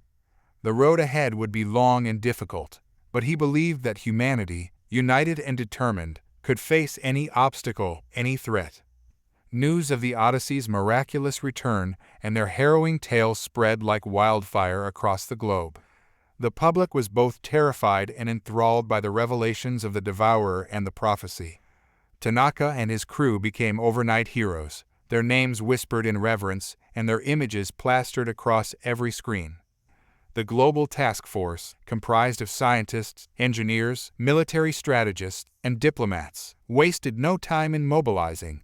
They established research facilities, analyzed the data collected by the Odyssey, and began to formulate plans for future exploration and defense. Tanaka, now promoted to admiral, was appointed as the task force's chief advisor. He worked tirelessly, sharing his knowledge of the Maw, the Guardians, and the Devourer with his fellow humans.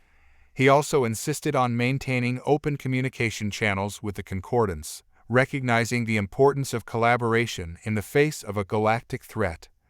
The Concordance, initially skeptical of humanity's claims, was forced to acknowledge the gravity of the situation. They sent envoys to Earth, seeking to learn more about the Devourer and the prophecy. The once rigid council members found themselves humbled by humanity's courage and resourcefulness. Collaboration between Earth and the Concordance flourished. Scientists from both sides exchanged data and theories, engineers worked together to develop new technologies, and diplomats forged alliances based on mutual respect and understanding. Meanwhile, the crew of the Odyssey underwent extensive medical and psychological evaluations. The trauma of their experiences in the Maw had left its mark on them, but they also emerged stronger, more resilient, and more connected to each other. Maya, driven by an insatiable curiosity, dedicated herself to unraveling the mysteries of the Maw's energy patterns. She collaborated with concordant scientists, sharing her insights and pushing the boundaries of theoretical physics. Liu, fascinated by the Guardians and their symbiotic relationship with the Maw, embarked on a series of expeditions to study the nebula's diverse ecosystems. She hoped to learn from the Guardians' wisdom and apply their knowledge to the preservation of life on Earth and beyond. Marcus, his pragmatic nature undeterred, oversaw the construction of a new fleet of starships, designed specifically for exploration and defense in the harsh conditions of the Maw. He incorporated the lessons learned from the Odyssey's journey, ensuring that future missions would be better equipped to face the unknown. Tanaka, his responsibilities as an admiral keeping him firmly grounded on Earth, watched his crew with a mix of pride and concern. He knew that they were still haunted by the horrors they had witnessed in the Maw, but he also saw in them a newfound determination, a steely resolve that would serve them well in the challenges to come. The discovery of the Devourer and the prophecy had shaken humanity to its core, but it had also ignited a spark of hope, a belief that even in the face of overwhelming odds, they could overcome any obstacle, any threat. The future was uncertain, the path ahead fraught with danger, but humanity, united and empowered, was ready to face it head-on. The global task force, now christened Project Maw, quickly became a beacon of hope and unity for Earth. Governments set aside their differences, pooling resources and expertise to tackle the looming threat of the Devourer. Scientists from every corner of the globe collaborated, their minds ignited by the tantalizing mysteries revealed by the Odyssey's data. Dr. Patel, her passion for astrophysics amplified by her experience in the Maw, led a team dedicated to understanding the nebula's energy patterns. They theorized that the Maw was not merely a celestial phenomenon, but a living entity, a vast and complex ecosystem interconnected through a network of energy conduits. Dr. Liu, fueled by her fascination with the Guardians, established a xenobiology research center on a remote island. She gathered a team of experts to study the Maw's unique lifeforms, hoping to learn from their symbiotic relationship with the nebula and apply that knowledge to Earth's own environmental challenges. Meanwhile, Commander Washington, now promoted to captain, oversaw the rapid expansion of Earth's Space Force. He implemented new training programs, developed advanced tactics, and supervised the construction of a new generation of starships, designed to withstand the rigors of interstellar travel and potential conflicts. Admiral Tanaka, though burdened by the weight of his responsibilities, found solace in the progress being made. He regularly consulted with Dr. Patel and Dr. Liu, their insights guiding the task force's efforts. He also maintained diplomatic relations with the Concordance, ensuring that Earth remained a valued partner in the face of a shared threat. The public, initially gripped by fear and uncertainty, rallied behind Project Maw. They saw it as a symbol of humanity's resilience, its ability to rise to the occasion and confront the unknown. A wave of scientific curiosity and technological innovation swept across the globe, inspiring a new generation of explorers and pioneers. As the months passed, Project Maw made significant strides. They deciphered the Guardians' language, establishing a rudimentary form of communication that allowed for a deeper exchange of knowledge. They discovered the location of several key energy nodes within the Maw, crucial points that could be used to either stabilize or destabilize the nebula. But time was not on their side. The Maw, weakened by the Devourer's attack and the subsequent collapse, showed signs of further instability. Energy fluctuations became more frequent and intense, threatening to disrupt the delicate balance of the nebula. The threat of another Devourer-like entity emerging from the chaos loomed large. Humanity had to act decisively to find a way to heal the Maw before it was too late. The race against time intensified. Project Maw researchers worked day and night, their labs ablaze with light as they analyzed data and tested theories. The urgency was palpable, the stakes higher than ever before. One day, a breakthrough came from an unexpected source. A young astrophysics intern, poring over the artifact's equations, noticed a subtle anomaly, a recurring pattern that had previously been overlooked. She brought her findings to Dr. Patel, who immediately recognized the significance of the discovery. The pattern, it turned out, was a harmonic resonance, a frequency that could potentially stabilize the Maw's energy fluctuations. The news electrified the task force. A solution, a way to heal the Maw, was within their grasp, but it wouldn't be easy. To achieve the resonance, they needed to activate the key energy nodes simultaneously, a feat that would require precise coordination and immense power. Tanaka, inspired by the intern's ingenuity, called for a summit of the brightest minds from Earth and the Concordance. Scientists, engineers, and even a few Guardians gathered in a virtual conference room, their holographic forms flickering with anticipation. The plan was audacious, bordering on reckless. They would use the Valkyrie, now refitted and equipped with experimental technology, to navigate the Maw and activate the energy nodes. The ship would act as a conduit, channeling the combined power of Earth's and the Concordance's energy sources to create the harmonic resonance. The risks were enormous. A miscalculation, a technical malfunction, could trigger a catastrophic chain reaction, potentially destroying the Maw and everyone within it. But the alternative, inaction, was even more unthinkable. Tanaka, his voice unwavering, addressed the assembled experts. "We are at a crossroads," he declared. "The Maw is dying, and with it, the delicate balance of our galaxy. We have a chance to save it, a chance to prove that cooperation and ingenuity can triumph over chaos and destruction. But we must act now, before it's too late. The virtual room fell silent, the weight of his words hanging heavy in the air. Then, one by one, the experts voiced their support. They pledged their resources, their expertise, their unwavering commitment to the mission. The plan was set in motion. The Valkyrie, its hull gleaming with new technology, prepared for its perilous journey into the heart of the Maw.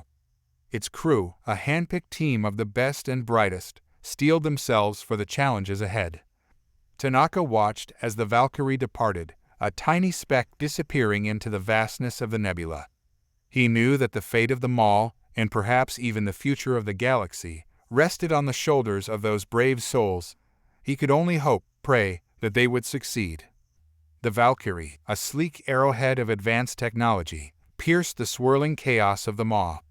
Inside the ship, a tense silence hung in the air, broken only by the rhythmic hum of the engines and the intermittent beeping of the navigation console.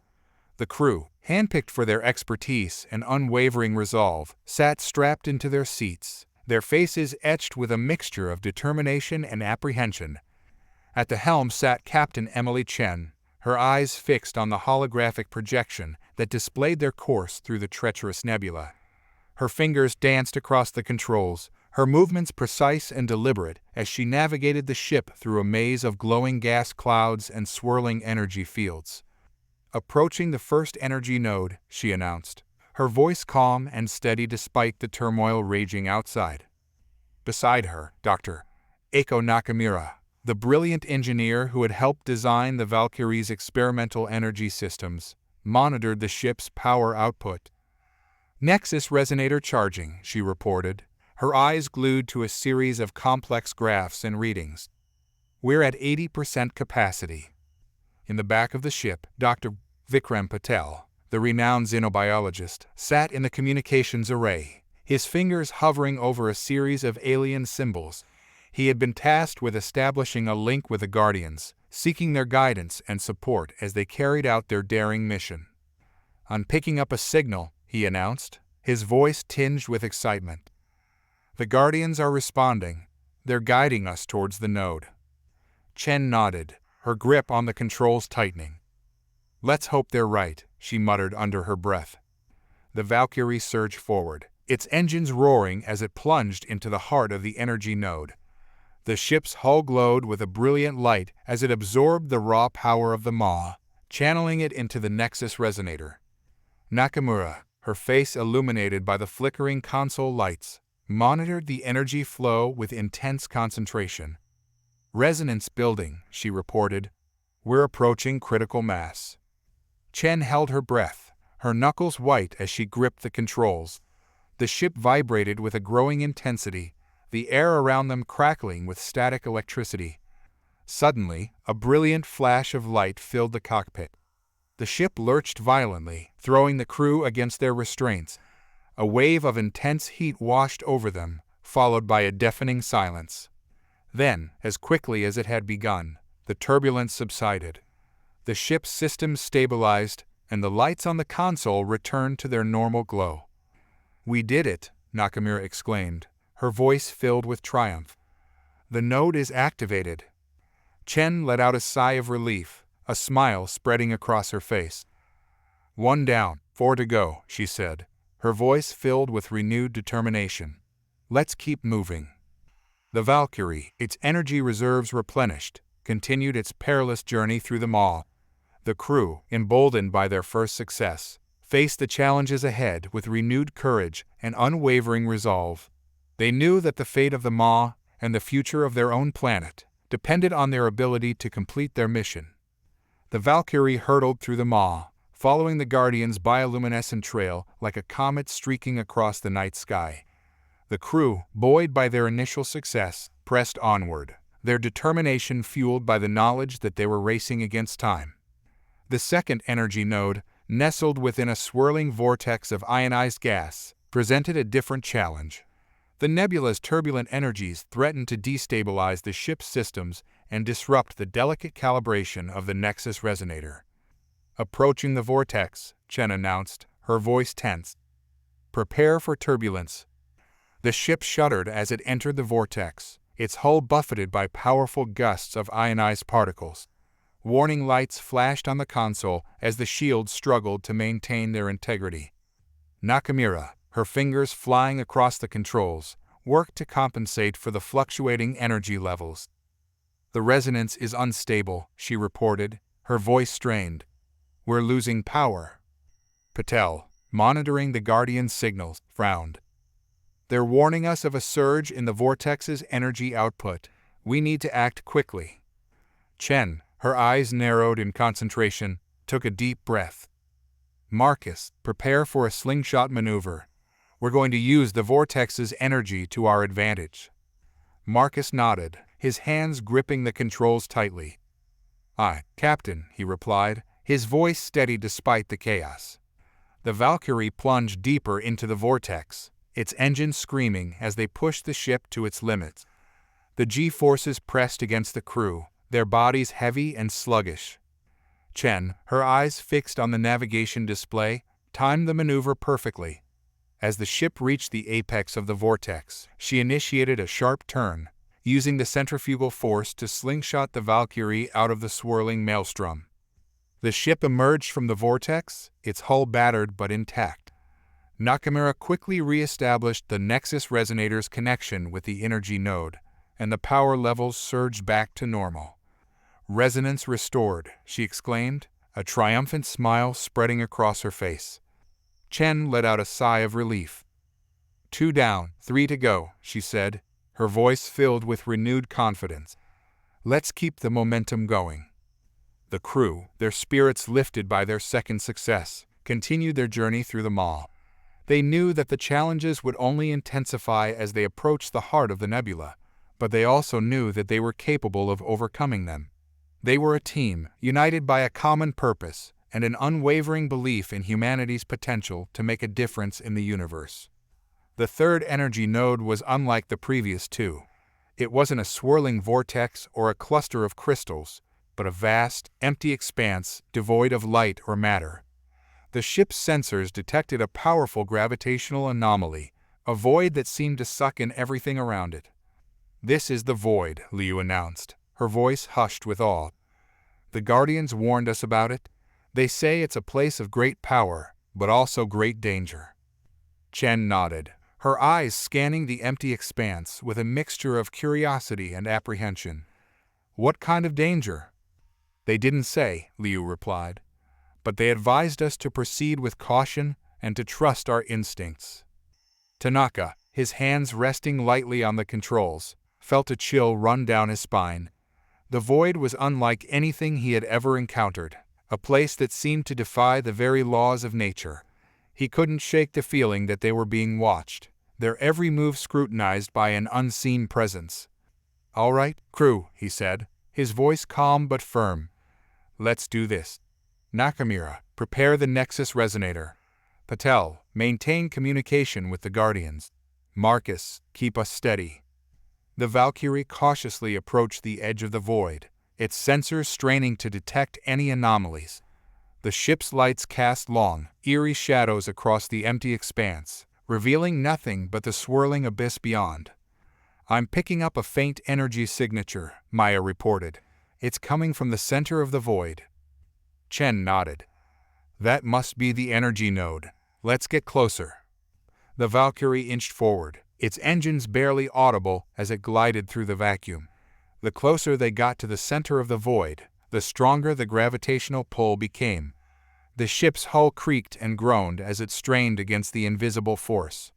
Suddenly, the viewscreen filled with a blinding flash of light. The ship was jolted violently, its systems malfunctioning. The lights flickered, the alarms blared, and the communication channels went silent. "What's happening?" Chen shouted, struggling to maintain control of the ship. Maya, her eyes wide with alarm, frantically tapped at her console. "I don't know," she replied, her voice shaking. "The systems are haywire.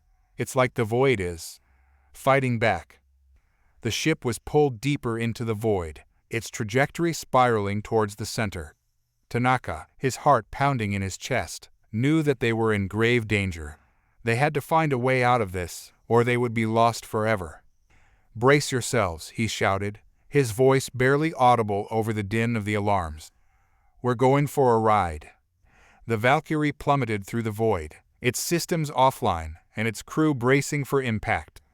The darkness outside was absolute, swallowing the ship whole, leaving them disoriented and blind.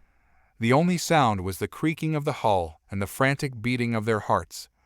Tanaka clenched his jaw, his knuckles white as he gripped the useless controls. He had no idea where they were, no idea if they would survive this ordeal. All he could do was trust his instincts and hope for the best. Suddenly, the ship stopped its descent, as if hitting an invisible wall. A jolt ran through the hull, throwing the crew against their restraints.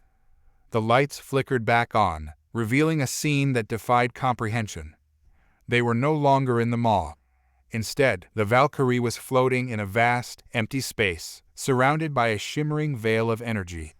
The veil pulsed with a rhythmic glow, its colors shifting and swirling like a cosmic aurora.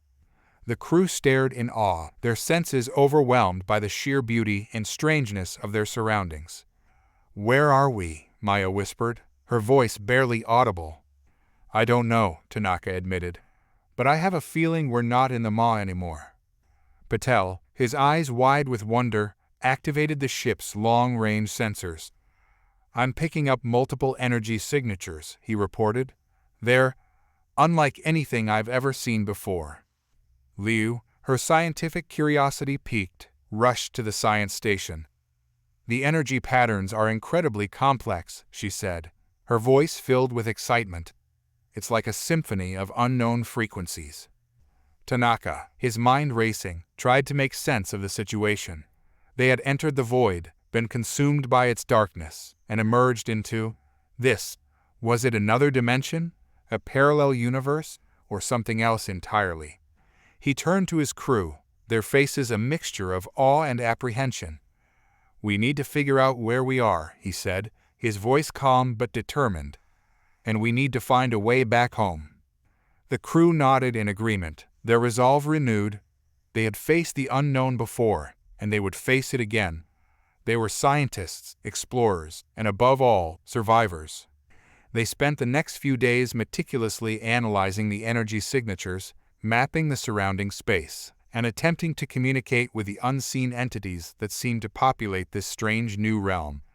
The Guardians, their connections severed by the dimensional shift, were no longer able to offer guidance. They discovered that they were in a pocket dimension, a bubble of reality separate from the main universe. The energy signatures they had detected were from other ships, other travelers who had somehow stumbled into this hidden realm. They also learned that the dimensional veil surrounding the pocket dimension was unstable, prone to sudden shifts and fluctuations.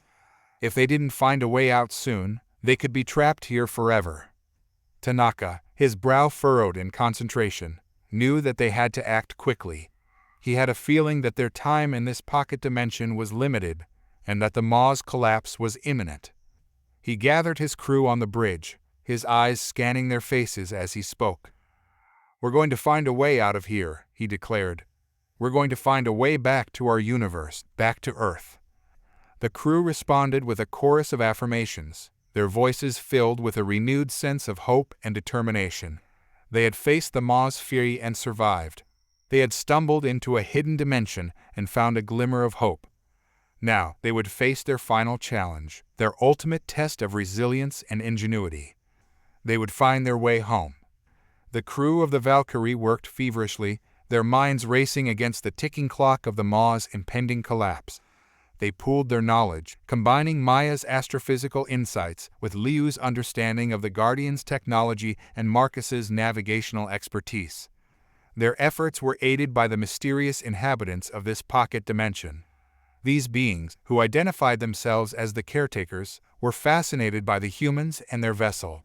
They appeared as shimmering orbs of energy, communicating through telepathic impressions and complex patterns of light. They offered assistance, not out of altruism, but out of a shared desire to preserve this unique pocket of existence. With the caretaker's guidance, the crew discovered a peculiar property of this dimension. Time flowed differently here, slower than in their own universe. This revelation was both a blessing and a curse. It gave them more time to work, but it also meant that the Maw's collapse was progressing at an accelerated rate in their home reality. They focused their efforts on identifying a weak point in the dimensional veil, a potential exit point back to their own universe. The caretakers, through their deep understanding of the pocket dimension's energy flows, pointed them towards a swirling vortex of energy, a nexus of instability within the dimensional fabric. The Valkyrie, its engines humming with a newfound urgency, approached the vortex. The ship's sensors detected a fluctuating energy signature, a rhythmic pulse that resonated with the Nexus Resonator. "This is it," Maya declared, her eyes glued to the sensor readings. "The gateway back home." Tanaka nodded, his heart pounding with a mixture of hope and trepidation. "Marcus, prepare for a jump. We're going home." Marcus, his hands steady on the controls, acknowledged the order. The ship's engines roared to life, their power surging through the Nexus Resonator. The vortex shimmered and warped, its edges blurring as the ship prepared to breach the dimensional barrier. "Hold on tight," Tanaka said, his voice barely audible over the din of the engines. "This is going to be a bumpy ride." The Valkyrie shot forward, plunging into the heart of the vortex. A blinding flash of light engulfed the ship, followed by a bone-jarring jolt that rattled its very core. Then, as suddenly as it had begun, the turbulence ceased. The ship emerged from the vortex, its sensors blinking back to life, its viewscreen displaying the familiar chaos of the Leviathan's Maw.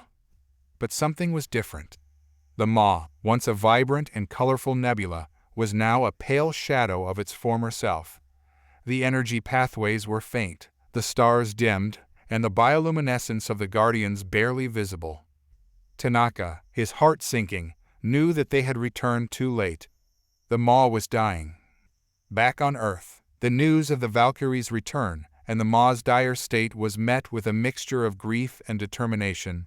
Humanity had been given a glimpse of a universe far grander and more mysterious than they had ever imagined, only to see it teetering on the brink of collapse.